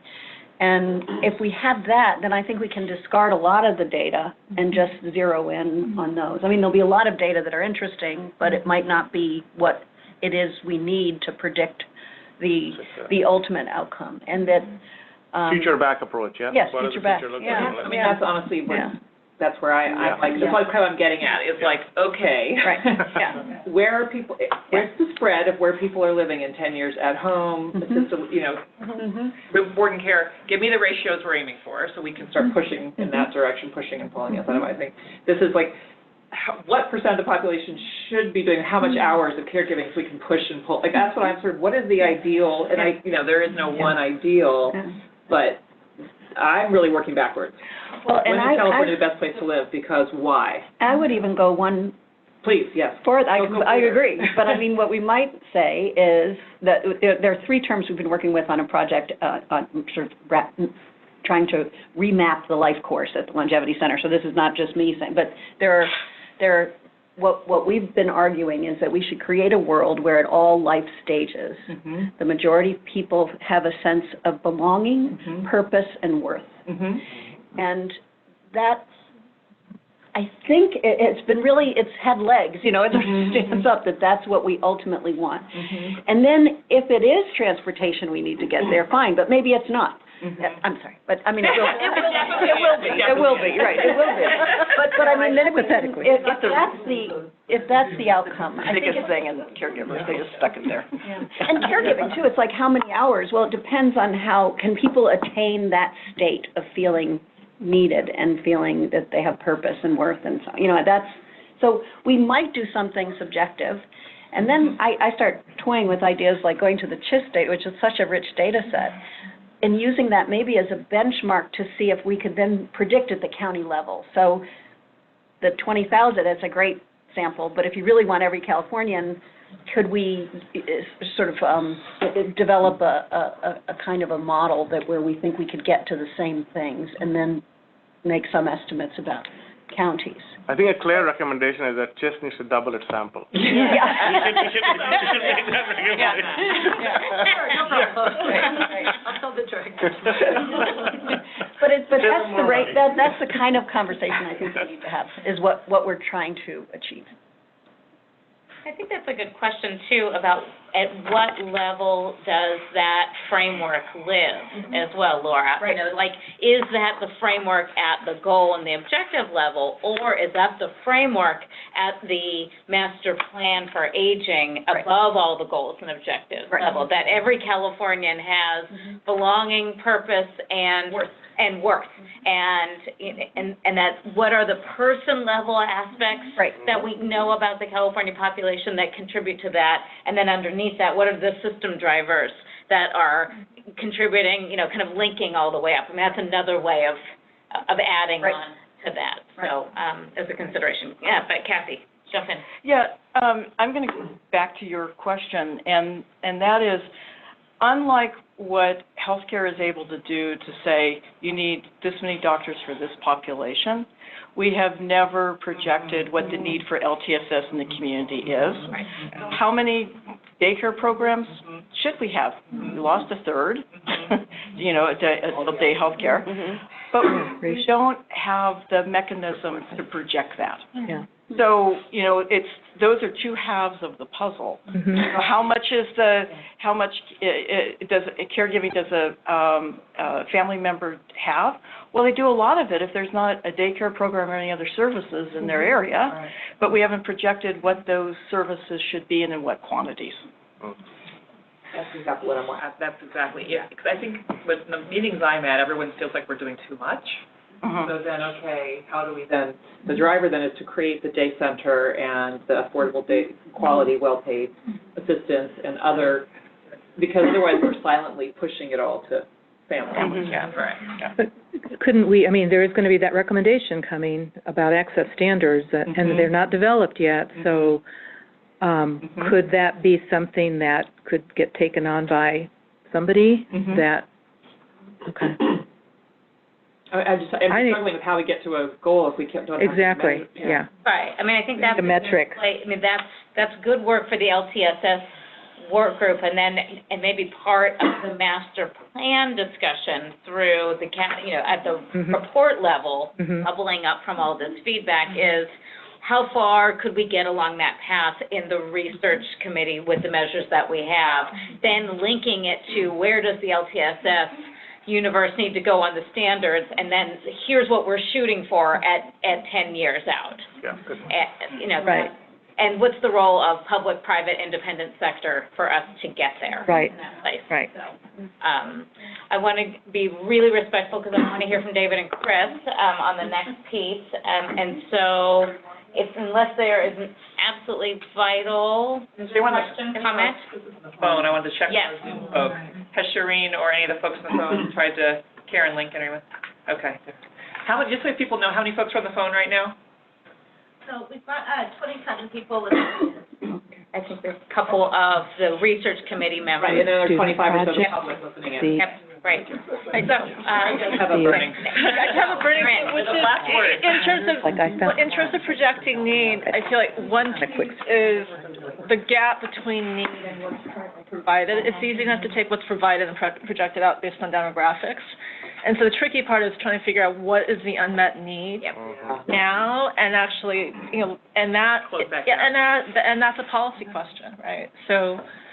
But wouldn't SHIFT help with that? Because they're asking all those, And then I would also ask, so what's want versus need, right? What's want? So I might want more than I actually need. And I want to make sure we focus on usually are under. most of the people are healthy. And what we often are talking about are the people who are in need. So do we think about that at some level as well? But I will say with the unmet need questions that they have in SHIFT, and I was on the committee for this one, and want to put in a plug for these adverse consequences questions. Because you ask people how unmet needs, and you say, oh, there's this percentage of people with unmet needs for LTSS self-reported. Then you get into, of those, 57% are in bed and can't get out because they don't have help. Right. You know, so these, you know, they can't get to the bathroom. They have dirty clothes and they can't change them. So that's more concrete than want. And so But they might say they don't need anything, is that what you're saying? No, I'm saying that the description of the unmet need, I think, takes us from, oh, maybe I just want more, to, oh, yeah, I can It's a real need, Right, I would, more concrete. This has been a really robust conversation. I think it's something for Kim and the team to take back.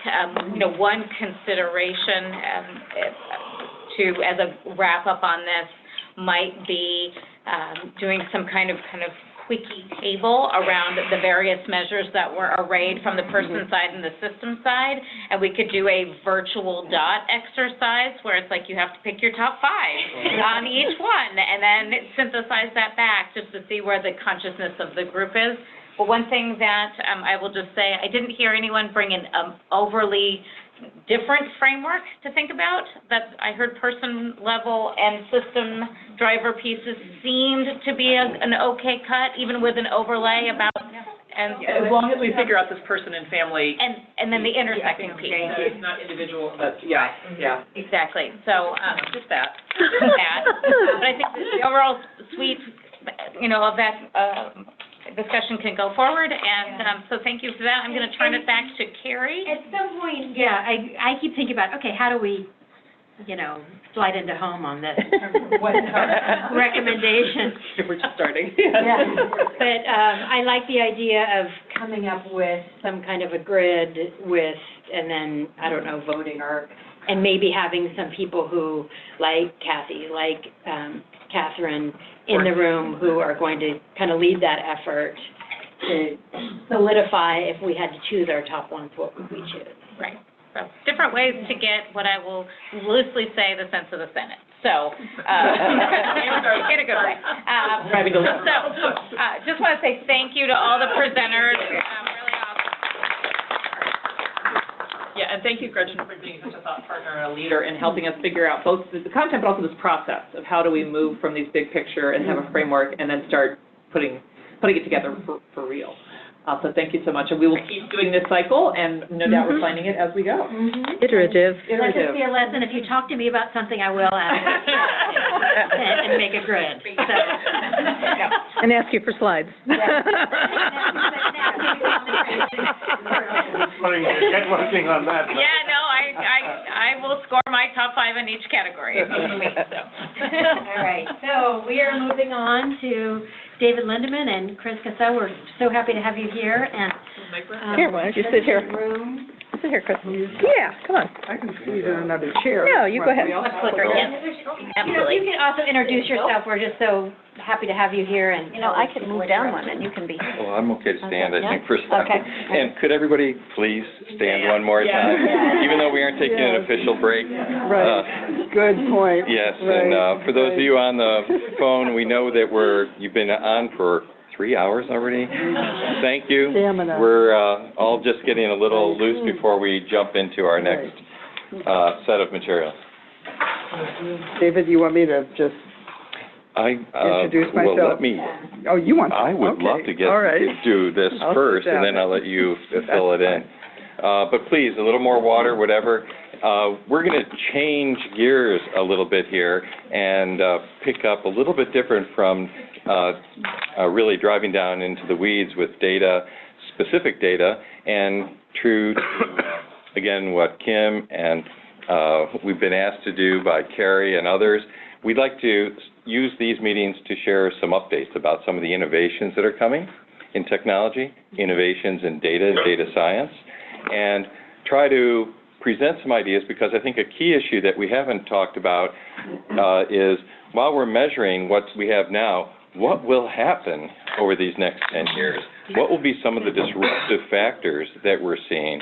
And we have disruptors in this room, great leadership, not only in technology, Laura's Longevity Center, again, Kathy, who just stepped out with her care journey, again, AARP. We have so many, and now Jeannie's really moving it, and we see it in the senior residential areas.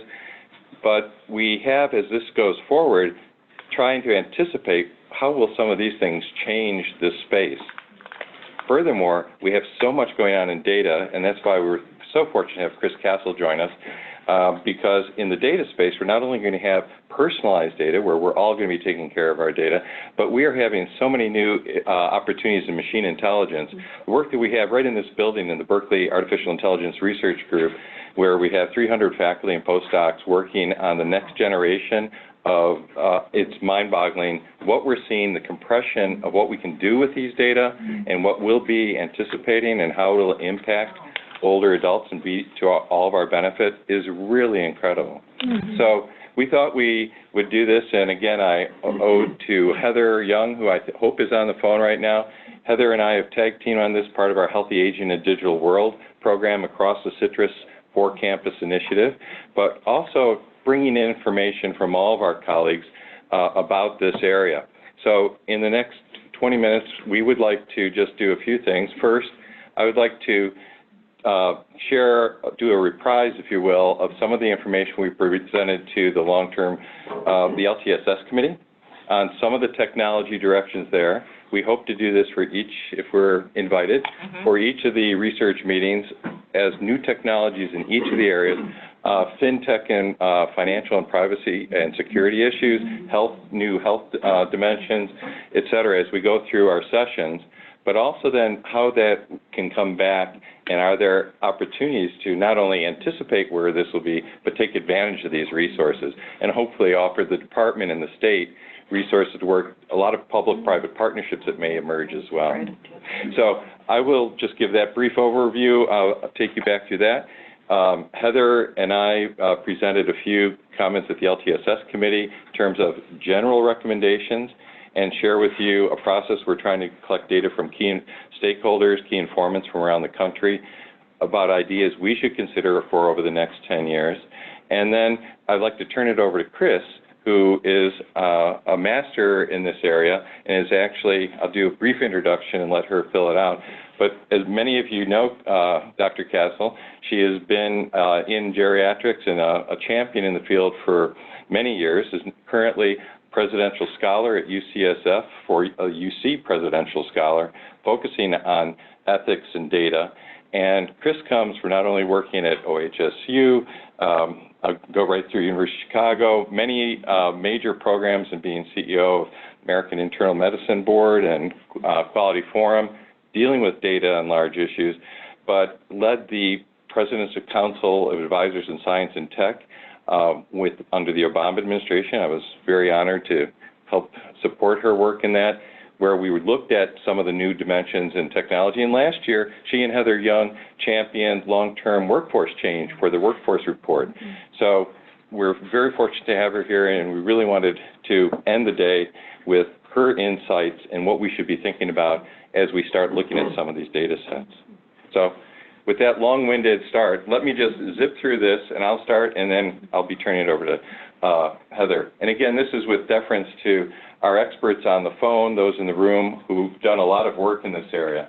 So again, we're just brief focus on, in the LTSS space, because we're doing with family caregiving and workforce, there are a number of ways we see this, and again, Kathy, National Caregiver Alliance, and AARP have been leaders here, how we use technology to support family caregivers. We have seen it emerge, it's growing, and it's becoming more robust all the time. I'm not going to read all the slides to you, so apologies for those on the phone. Hopefully you can pick those up, but we're looking at everything from how family caregivers deal with health, all the way to getting information, also how to really be able to respond to the needs of their older adults.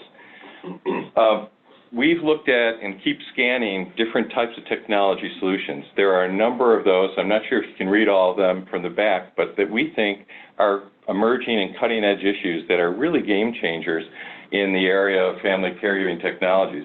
I'll just give a few deeper dives on these, but they range from everything from how we collect data to the basic problems around family caregiving that are really impactful for older adults and persons with disabilities, falls, depression, dementia, issues that really have a huge impact on where people are. So just as a few examples, and we have much deeper information, Heather did a wonderful job of laying out some of the bigger goals we have, but we're seeing major changes that we should be aware of and how we're dealing with now changing how family caregivers can get access to information. One of the recommendations we see in telehealth and remote monitoring that we anticipate bringing forward is how do we ensure that all people throughout the state have access through telehealth? How does our telehealth system reach rural areas? How do we make sure that we can get internet access to everyone? A major driver going forward for family caregivers. Similarly, we're seeing major problem sets such as in medication adherence. We've moved from being able to do manual support. We're going to be seeing major changes in how medication is administered with ingestibles, actually getting real-time data on what people have. Major issue in terms of people staying independent on medication management. This is going to be a massive change as that gets rolled out over the next 10 years. Smart homes, smart communities. It's not only age-friendly, but it's how do we collect information and how do people function in those areas. We've seen so many major companies move into the smart home space. It's only going to change more and more, giving people information from ubiquitous data, embedded sensors. It won't be coming from information that has to be entered by us as individuals or family caregivers. And similarly, how we see other major issues, technology supporting family caregivers and prevention and safety in these areas. So a number of everything from robotics on through to new prevention programs. And I raised Safely You, which came out of our shop, because it's a way to monitor individuals in their residences and prevent falls. And what we've seen, an evidence-based approach that is now becoming the gold standard here with our Department of Social Services. It's reduced emergency room visits by 70% when it's been institutionalized, falls by 40%. It's now been they've raised $3 million in their first Series A. They're now in 6 states. That has happened just in 2 years. Similarly, as we see changes in different types of new technology solutions, how we support family caregivers and individuals from programs like It's Never Too Late to a social robotics program like LEQ from Innovation Robotics, how to predict and anticipate what the needs are for family caregivers and individuals. So that's just a flavor of what's coming. How do we anticipate and look and see what our goals could be or what we could be looking at aspirationally? If you switch to the workforce, we see again, we have the experts in the room, defer to Chris and colleagues putting that together because it's the entire workforce and everything from recruitment to training to retention, and also how do we engage older workers to stay in the workforce longer. So we're seeing a number of really intriguing new programs that are coming from outside of aging, outside of even healthcare, but more in the employment sector, and we have our experts in that area. But programs that are now being able to assess individuals in terms of helping recruit, how you identify people for best fits in the workforce space. And this is where Chris will talk to us about the ethics that get involved there. But also in terms of training. Embodied Labs is a robust virtual reality training platform that has just won awards from AARP, the Gates Foundation. It's an amazing training program that allows staff to be trained using real virtual programs.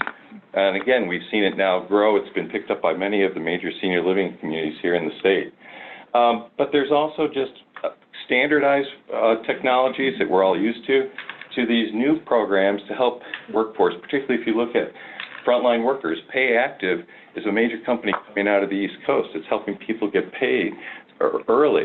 Many things that are not necessarily in our aging space that are being applied here. And even ways to keep older workers there. WAVE is a wonderful program out of New York City that's actually able to work with women professionals who've gone out of the workforce who cannot get back in because of bias, able to match them with companies anywhere in the country and work virtually. These are amazing new changes that are going to be really impacting where we're going.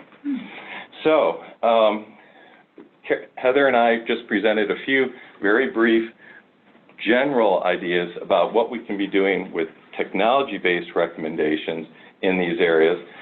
Again, how we integrate and deploy these technologies we see as a major area.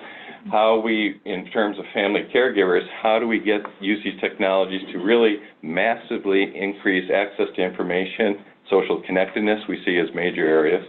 In workforce, again, from the recruitment all the way to retention, how do we take advantage of these? And finally, how do we make sure that we use evidence base that we can pull from our UC system, our Stanford, our USC? How do we use that expertise to make sure that we are getting the very best efficacious and impactful programs? So we see a number of technologies that are going to be coming in this area that we also must be anticipating. They aren't here yet, but when we see the impact of 5Gs, our transportation colleagues, we know that could be anywhere from 2 years to 10 years, but we see these areas that are going to be game changers. Voice technology alone, their predictions that in 3 years, 50% of all of our technology interface will be through voice. That's going to change what happens to older adults, what happens with our workforce, happens with family caregivers. How do we even use technology to benefit individuals? So the biggest thing, though, is data and the massive amounts of data we have and the integration of these sources, because we are going to be pulling data, and data are going to be pulled for us in a very impactful way. And what I'd just like to share again, and this is where I'm going to turn it over to Chris, that we have some real key issues as we look at the data side of the technology, its cost and cost of the technology, accessibility, whether it's internet accessibility or people not being able to afford it. Interoperability is still a huge barrier for how we're going to use all of these. Again, this is where we see the department and the state playing a big role. Are we looking at regulations, or what I would argue for, guidelines for how we maximize innovation, yet still make sure that we do not, we protect individuals first and foremost. And finally, data privacy, security, ethics, et cetera, that I think are fundamental to the lens we look at all of these ideas and the wonderful programs that we heard put forward today. So with that, I look at it as this is the wave of the future. And I'm going to turn it over to Chris to really share her vision for where we're going next. And with all the answers. Heather on the phone, do you want to ask Heather? I would love it if Heather was going to try and be on, but I don't know. Heather, can you chime in at this point? Is she on that? Heather had to drop off. She's not on the webinar platform. Okay. Well, again, we tag team. I wasn't able to be at the last meeting. I was at CES, and she was not here. But we will continue to. We would like to bring this type of information for everybody's consideration. Well, thank you, David, and I really appreciate being able to sit in on your meeting today. This whole concept of a master plan on aging is so exciting and so, can I say, overdue? But, but hey, but way ahead of most of the rest of the country. So, so kudos to you and to the governor for that. And so as you think about the next, I guess we've been talking today about the next 10 years, I actually think it's 5 years in terms of the kind of changes that David's talking about. This technology world is moving very rapidly, and you just don't know actually from one week to the next what new things are coming, both for the better and not so much on the horizon. So my opportunity to comment for you today is not at the end of a long and intense day to start talking about highfalutin philosophical notions, although the discipline of ethics really does come from philosophy and from the an analysis of moral issues that come in conflict of one another and a systematic analytical approach to thinking through how those conflicts weigh out, how you set priorities, what you decide to do, and then be able to explain why. So that's shorthand for a big part of what we think of as the biomedical ethics scholarship world. So I think the first thing I want to say is that the promise of all of this data is, at least to me, very clear. It's certainly clear to the world of entrepreneurs and innovators out there who, combined with the challenges of the aging baby boomers ahead of us, people see that. And whereas in Washington, in the policy world, where I spent a lot of time, people think of it as a huge set of problems.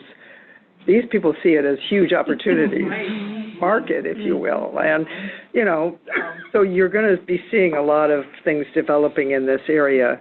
But at the same time, public concerns about privacy and security are growing, particularly with the, you know, the Google Ascension Mayo stuff that's hitting the Wall Street Journal, and it seems like one after another.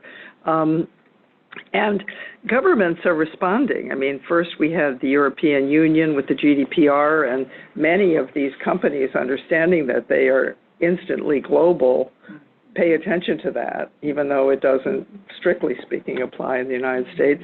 And then as of January, as of the beginning of this year, the CCPA in California, which similarly a lot of people around the country are saying, well, that's where it's going. So, and you're seeing that beginning to appear probably on your apps and on your various internet things that you use. So that's just to say that the awareness is out there. I don't think regulation is the only or even always the right answer to these things. And I think academia and the world of research, which is really what you all are all about, can really contribute to ways to get it right when we do this rather than have to fix it after the fact. And that's kind of been underused.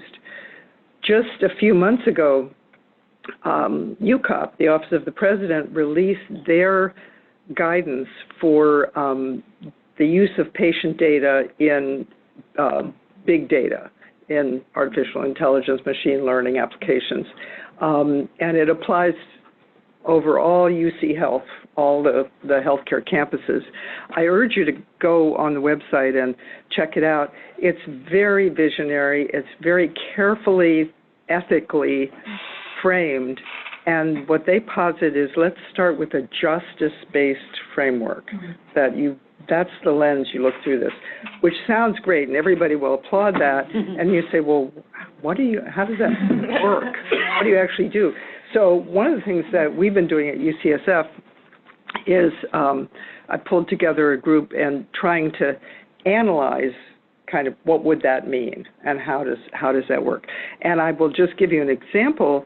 I had to step out for a little bit earlier to be on a call with a team that's working on social determinants of health, not so much for aging, just broadly, and doing a paper on the ethical issues.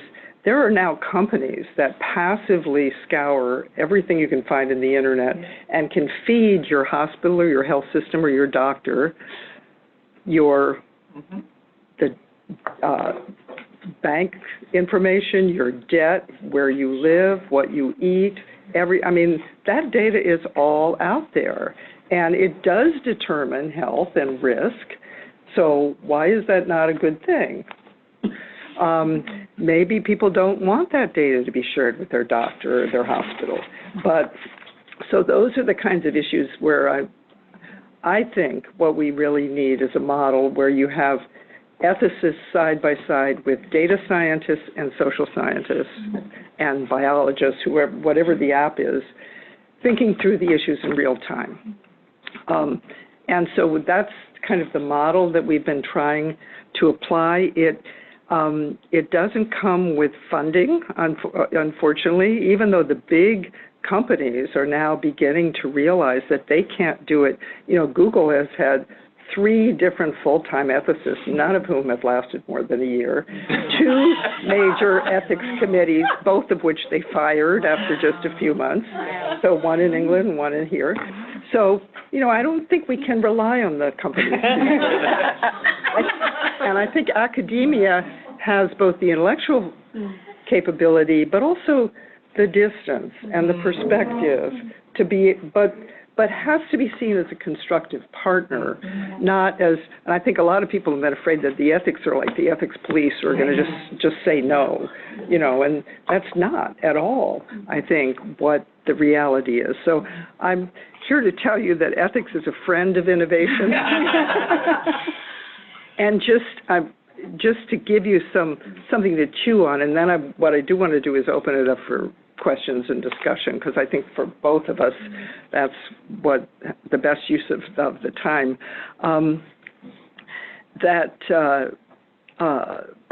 The core in biomedical ethics, we think of sort of the core values as respect for individual autonomy, as the priority of patient well-being, a special concern for the well-being of vulnerable people, and social justice. And then you sort of frame everything from standard informed consent to how you prioritize who goes into the ICU or who gets organ transplants is based on those fundamental values in one way or another. Now, just applying those fundamental values to these issues of privacy, consent, big data, it doesn't work to have the individual consent model. The IRBs don't know how to deal with this. HIPAA doesn't really apply. We don't have, actually, any guidance in this area, which is why it's such a field that's ripe, I think, for intellectual creativity and partnerships. So let me just give you a couple of examples. If you take the respect for autonomy principle, that's the basis of the fact that you have to give informed consent before you get any kind of medical intervention or participate in research. That's where that comes from. And if we're going to think about respecting individual autonomy at a time where the data about you is already out there, it's already been collected, much of this is retrospective data, it's not going to be possible to ask people for, and even the right to be forgotten is kind of hard to really figure out in that setting.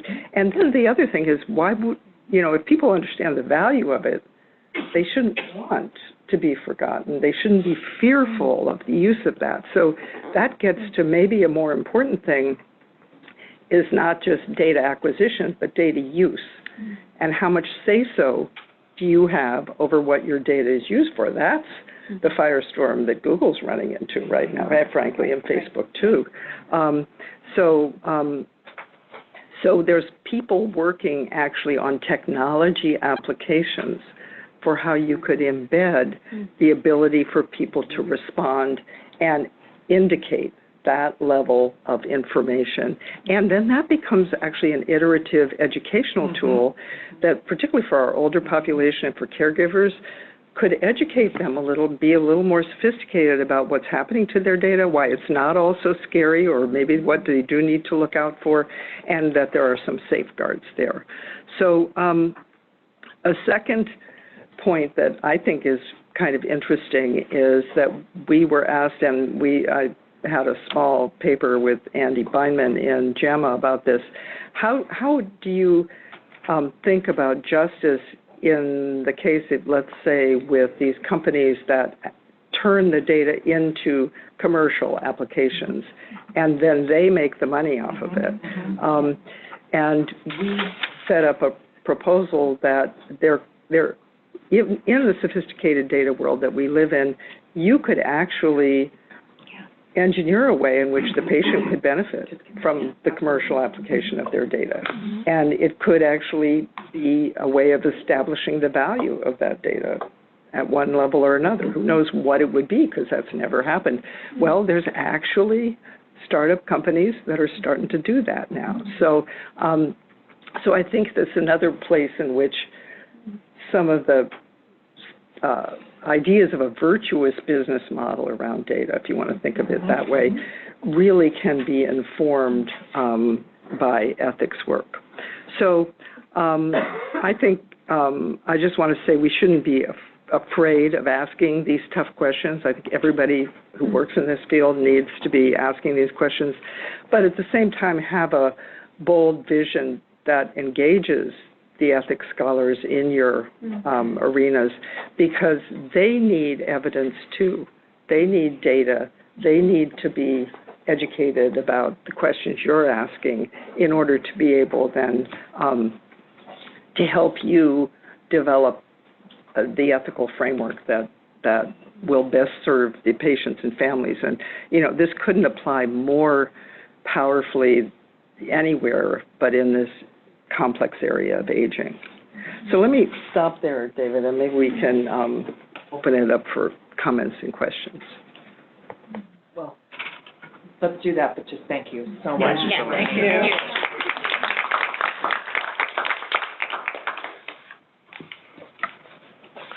And for those on the phone, the floor is open. We'd love other perspectives, thoughts. We have a few minutes before I believe we get to the public comments. Yes. We have a few closing comments for you, but first, please. Committee members in the room are on the phone. Great presentation, both of you. Thank you so much.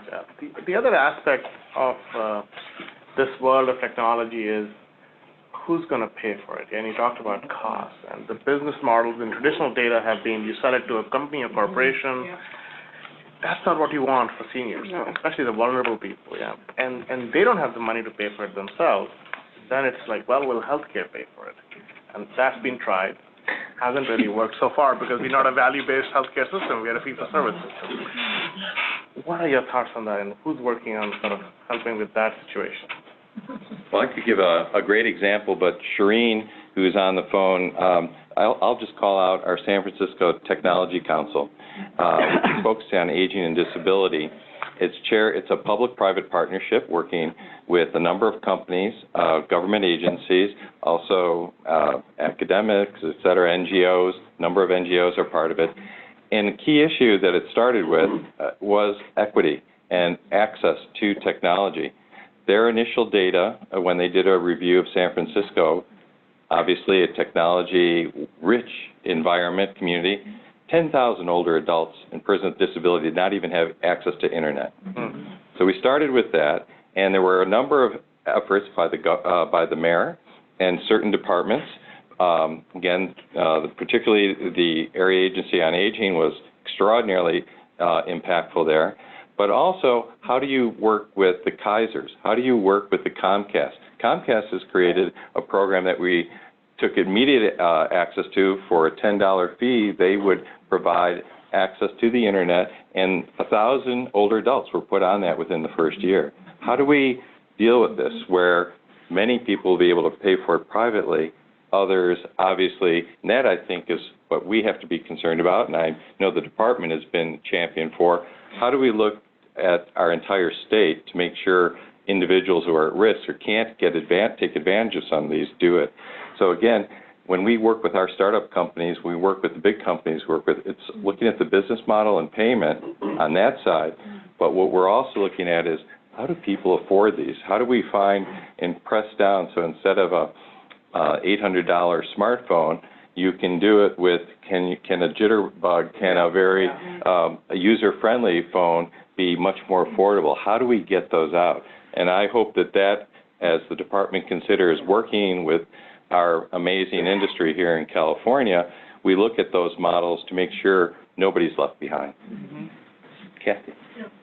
I think that with all of the shift to having home monitoring equipment, the internet and hopefully broadband access will be considered almost a health utility. Yeah. And, you know, the system that's used the most technology and is placed in the homes has been the VA system.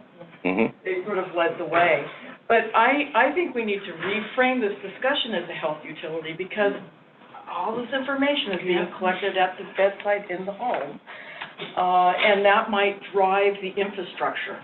It's an infrastructure issue more than anything else. And then partly it's an access, but Dave makes a good point. AT&T has the same $10 program as well. So it's a wonderful approach, Kathy. I think those are the types of issues we would like key stakeholders from our internal group, but external, put forward that could be disruptive, and that could be over a 10-year window, ways to really rethink how we do look at technology as a benefit. And certainly in the cost, some of the, food and transportation, some of these things are cost savers. I mean, right away in terms of, so. Laura? What do you think about the idea of selling data use so that individuals can allow companies to use their data, but they have to buy it? I know some people in the kind of startup space who are thinking about setting things up like that, and I just wondered what you thought, especially ethically, about that. I mean, well, you could argue, and it's probably true, that if there were a robust market for data, that people who were poor would be more likely that's the to take advantage of it. Yeah. It's like when people talk about selling organs. Same problem. Then what you have to weigh is, well, is that enough of a detraction that it stops you from what's happening now, which is that there's no value to data. And, my personal view is that probably not if you structure that in the right way. And selling your data shouldn't mean that there's no protections at all, that is set in place. So frankly, I think those are very interesting.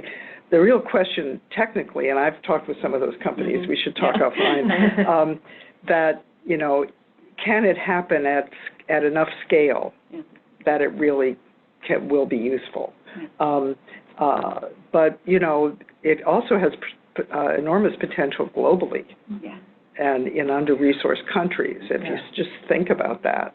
I think that you're going to see more of that kind of thing, and it'll be interesting to see how, kind of basically how the price is set, and how, what it really, whether it's really meaningful or not. There's also a global or geographic issue there, as you were saying, how Europe and North America are approaching it. Our projects in China right now, we're dealing with a different issue. The people do not control their data, and these will be impacted. We are sitting there saying, well, negotiating and saying in our 5 UC Med centers, we have a 15 million person de-identified data set that we can work with and do some deep analytics and new AI methodologies. And they said, oh, that's wonderful, but in our 11 hospitals, we have 80 million people just in 11 hospitals. And but they can do, they have some real, not some of the same constraints. So I think this is where the beauty of how do we ensure that we maximize and then you have data, the rest of the world, India, even Africa. I mean, there's, the markets are different there, but not that different. And so then that's a much more diverse set of data. Anyway, we're getting a little off topic for California, but I think one of the things that you mentioned, David, about thinking 10 years out and the impact of technology is really critical, and thinking boldly about it. If we look back 3 years, I mean, who had Prime delivering their shampoo and their, books and their shoes and their medication, whatever they needed, maybe not medications, but other types of medications, right? So I think it's hard to imagine what it was like now. And so how do we really think forward and think that all of this is going to be ubiquitous? In other countries, everybody's got a cell phone, because they never had landlines in other, especially in rural areas of third world countries. So if we think that way, I think that some of the data elements that we might want to consider will change over the course of these next 10 years. So what we have today is not going to be what we have in 10 years out. That's right. And some of the ethical questions hopefully will be resolved, or they won't be, and we will have provided a lot of data that we can somehow use. But I think we have to think about that and really be bold about the impact of data and analytics and technology that's already accessible. This technology that you described is not 10 years out. So these are all in It is here, out there. it's already being used. And it's being used in senior settings all around California and in some instances across the country. So I think we can start to look at what are the impacts of some of these technologies on some of the aspects that we've been talking about today and making life better for families as well as the individuals who are needing care or needing support.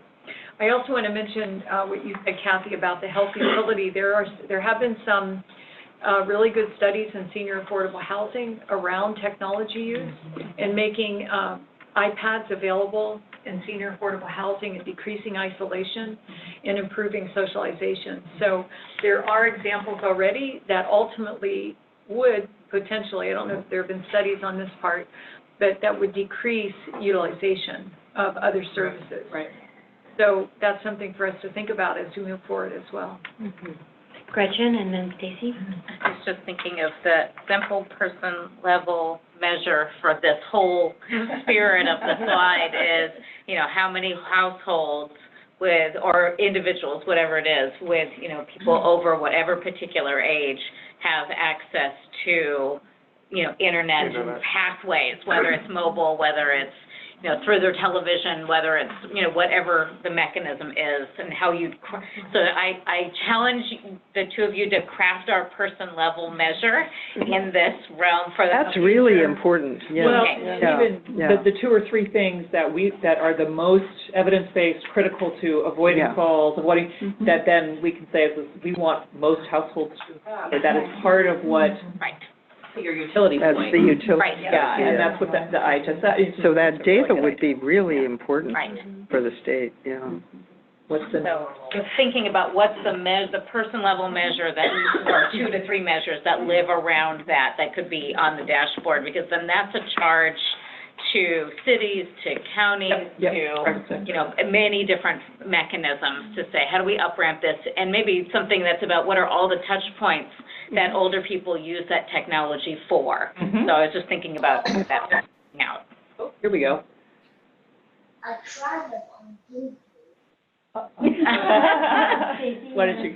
Failure of mute. We've all been there. And my question really follows up on Gretchen's comment around access to high-speed internet and how many households or individuals might have that. So with high-speed internet being such, you know, the key factor in things like access and availability for telehealth services and things of this nature, and with a business model where reducing costs is not necessarily the goal per se, how are there innovations that are driving cost reduction, technological innovations that would make it easier to expand that type of access? And are there things that we could look at from a data perspective around that? That's a great question. Do you want to jump in first? Well, I would just say that we tend to think of telehealth as being a way to serve rural communities, but there's also very isolated urban families and individuals where it's the same issue. They can't get out to get to the doctor or, you know, see the nurse. So it really is important. And I think there have been some changes in how Medicare pays for telehealth visits that have helped to drive this.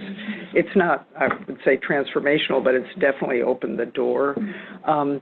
And the other, somebody mentioned value purchasing. We've been talking about that now for, it seems like 20 years, and it's almost just around the corner.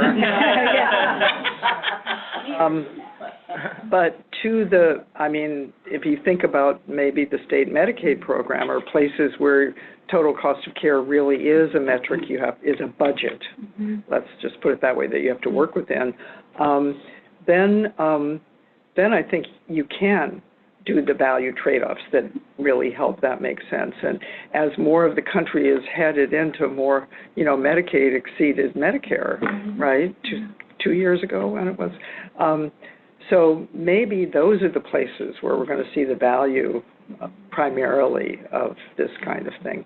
And then Medicare Advantage, is growing and showing cost savings and has all the incentives to cost savings. It has a lot of challenges, ethical ones among them, of course, but nonetheless, I think is fundamentally probably a good model to think about. So all of those, I think, are going to create an environment where things like telehealth are much more advantageous.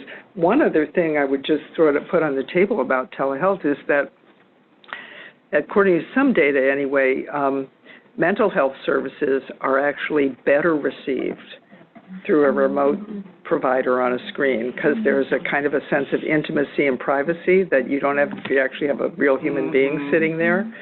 And so that's kind of interesting. I don't know if that's true for older people, but it probably might be true for support services for caregivers. So, it's not like it's always a second best choice. It could actually be better. Interesting. I think a key issue that this also relates to is, as recommendations come forward, what can the members of the Master Plan Advisory Committee recommend that are doable or actionable by the state versus like in telehealth, we're seeing major changes in CPT codes. Industry is now moving on it, but it's an FTC issue about getting more telehealth and broadband into rural communities. It's a federal issue.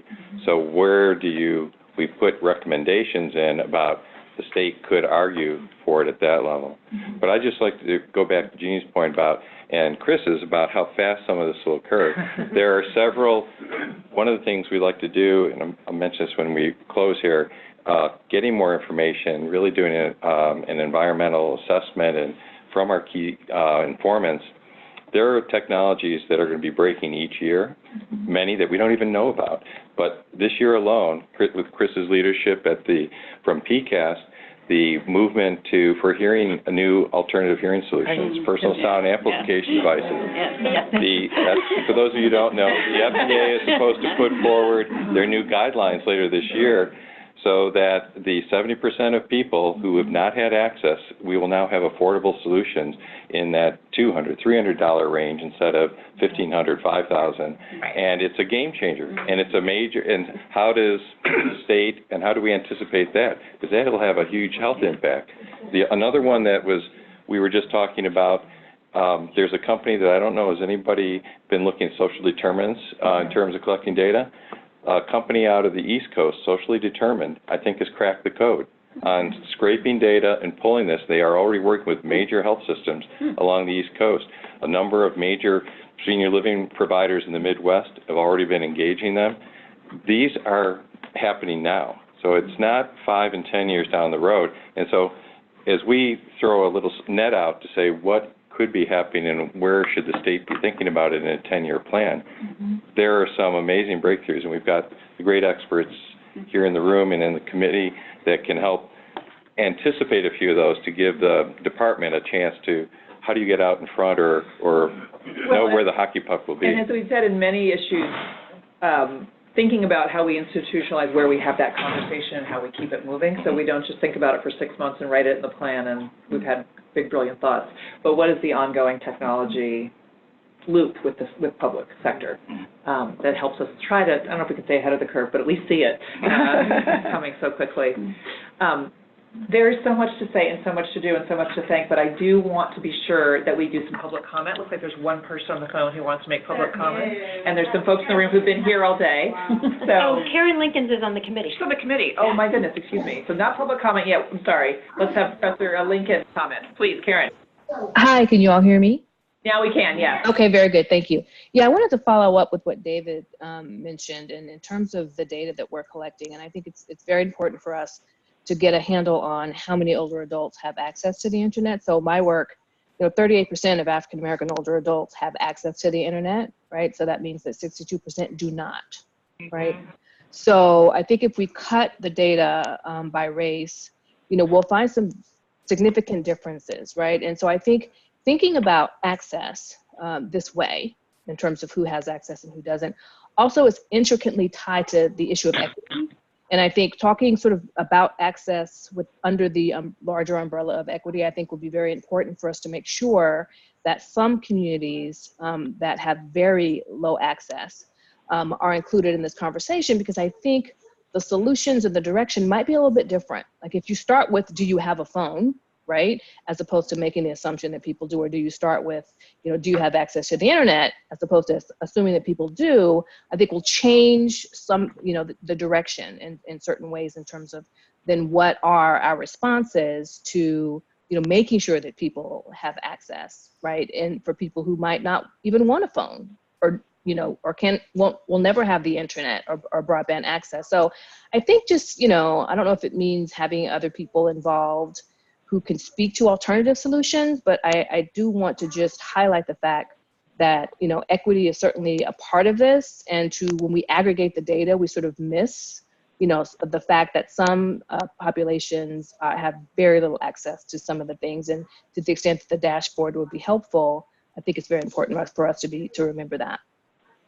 Yeah, I would just emphasize, it's not optional that the dashboard have geographic breakdowns and race and ethnic backgrounds and other pieces that the SOGI data that the Equity Committee will help us work on, as well as the Research Committee. We know there's going to be a lot of blanks, but that's part of highlighting that, of daylighting that these blanks mean we don't know, and so we have to keep. But that's, thank you for underlining what California All really means when you put to practice, and holding us accountable to do the best we can by October, and then keep going.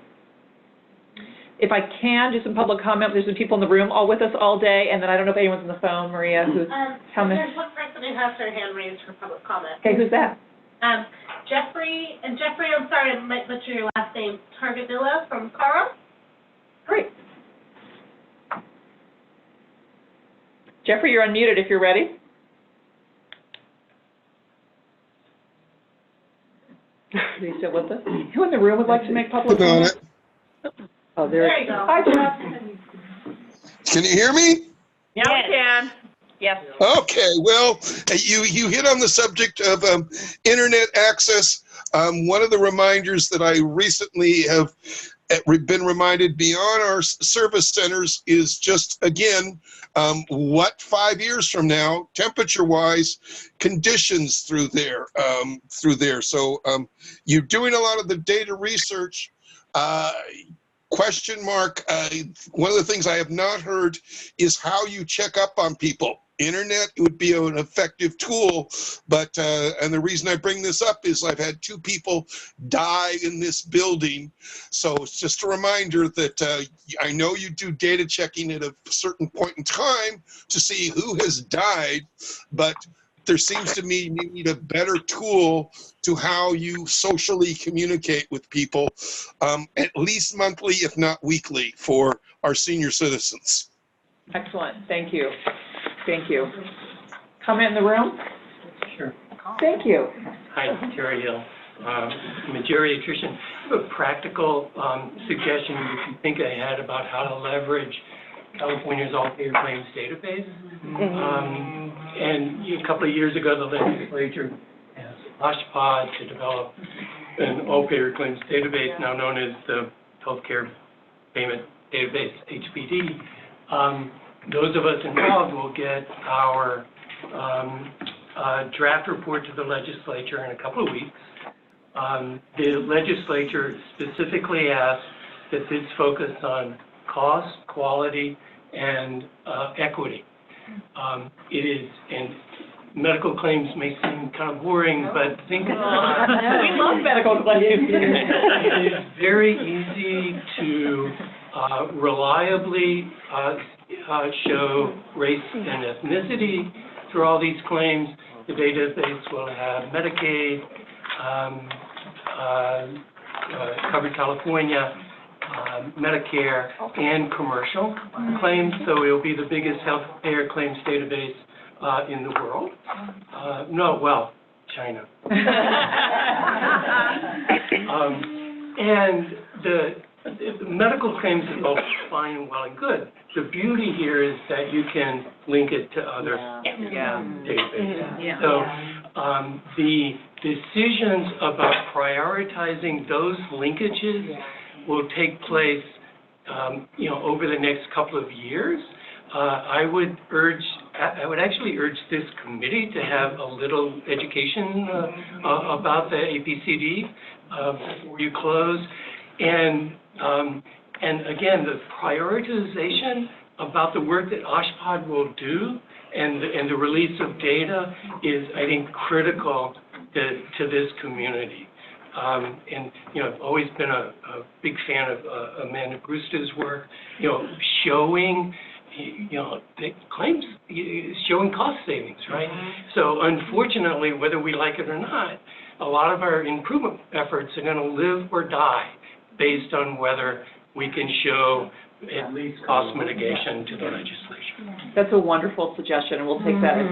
Our health meeting is 2 from now, and I think that sounds right on time. We'll figure out where we can hear that. So thank you very much for reminding us of that important timeliness. We've got one more person. Okay. Bill? Okay. Bill, I've unmuted you on this end. And then we'll do Katie, and then we'll close. Can you hear me? Yes.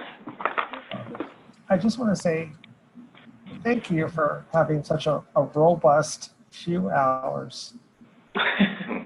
Learned quite a bit. I will definitely pass it on to my work. Great job. And people need to find out how glamorous data and metrics really are.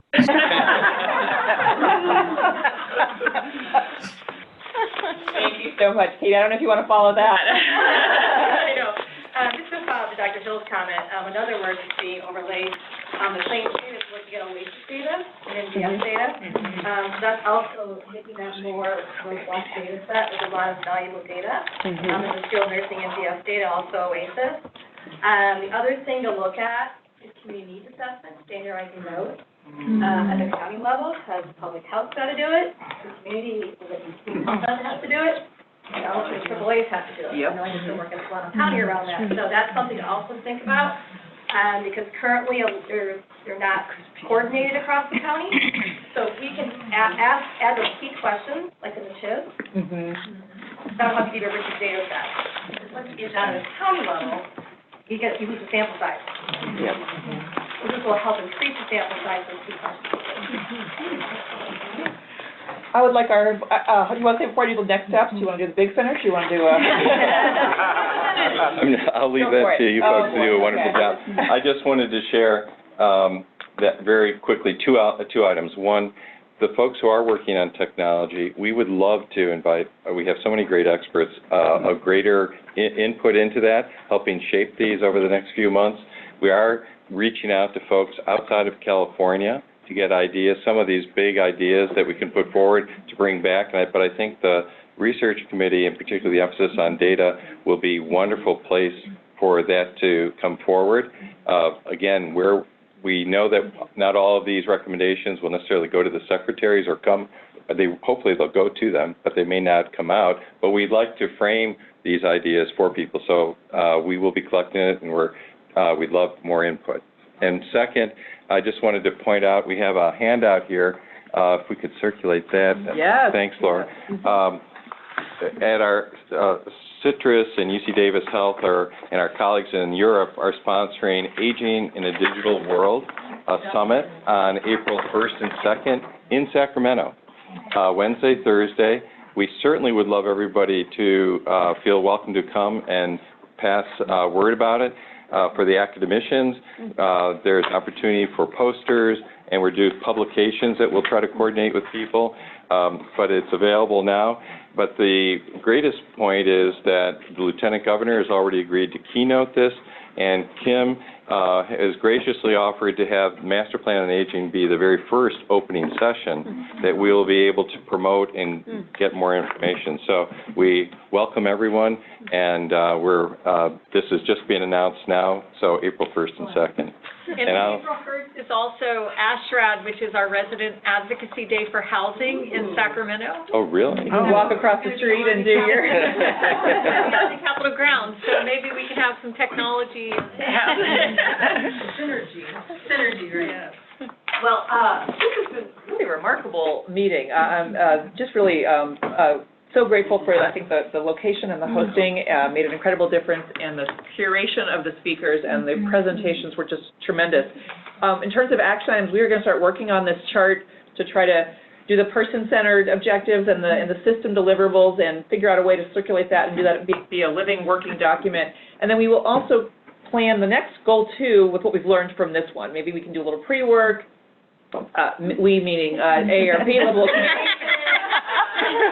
And I also want to think about the location. I do think being out in the community was nice, so we might want to look at another, SAC area location. So we won't change city. Tried to go to Stanford. Well, we might be able, I thought, my assistant anyway, thought she understood you had to have 2 separate rooms that were not connected. No. We can get you a room. We'll go to Stanford. She was trying to get It has to be ADA, and we can talk about it. Yeah, public. And wired and. That we can do. Broadband, Laura. Well, I'll tell you, actually. They do have broadband. Everybody showing up in person, I think, was really nice, and being able to do that, it might be a little easier in other locations besides Sacramento, maybe on Bay Center. But we know for sure goal 3 will be at La Jolla at West Health, so very excited about that. So we'll take that feedback as well.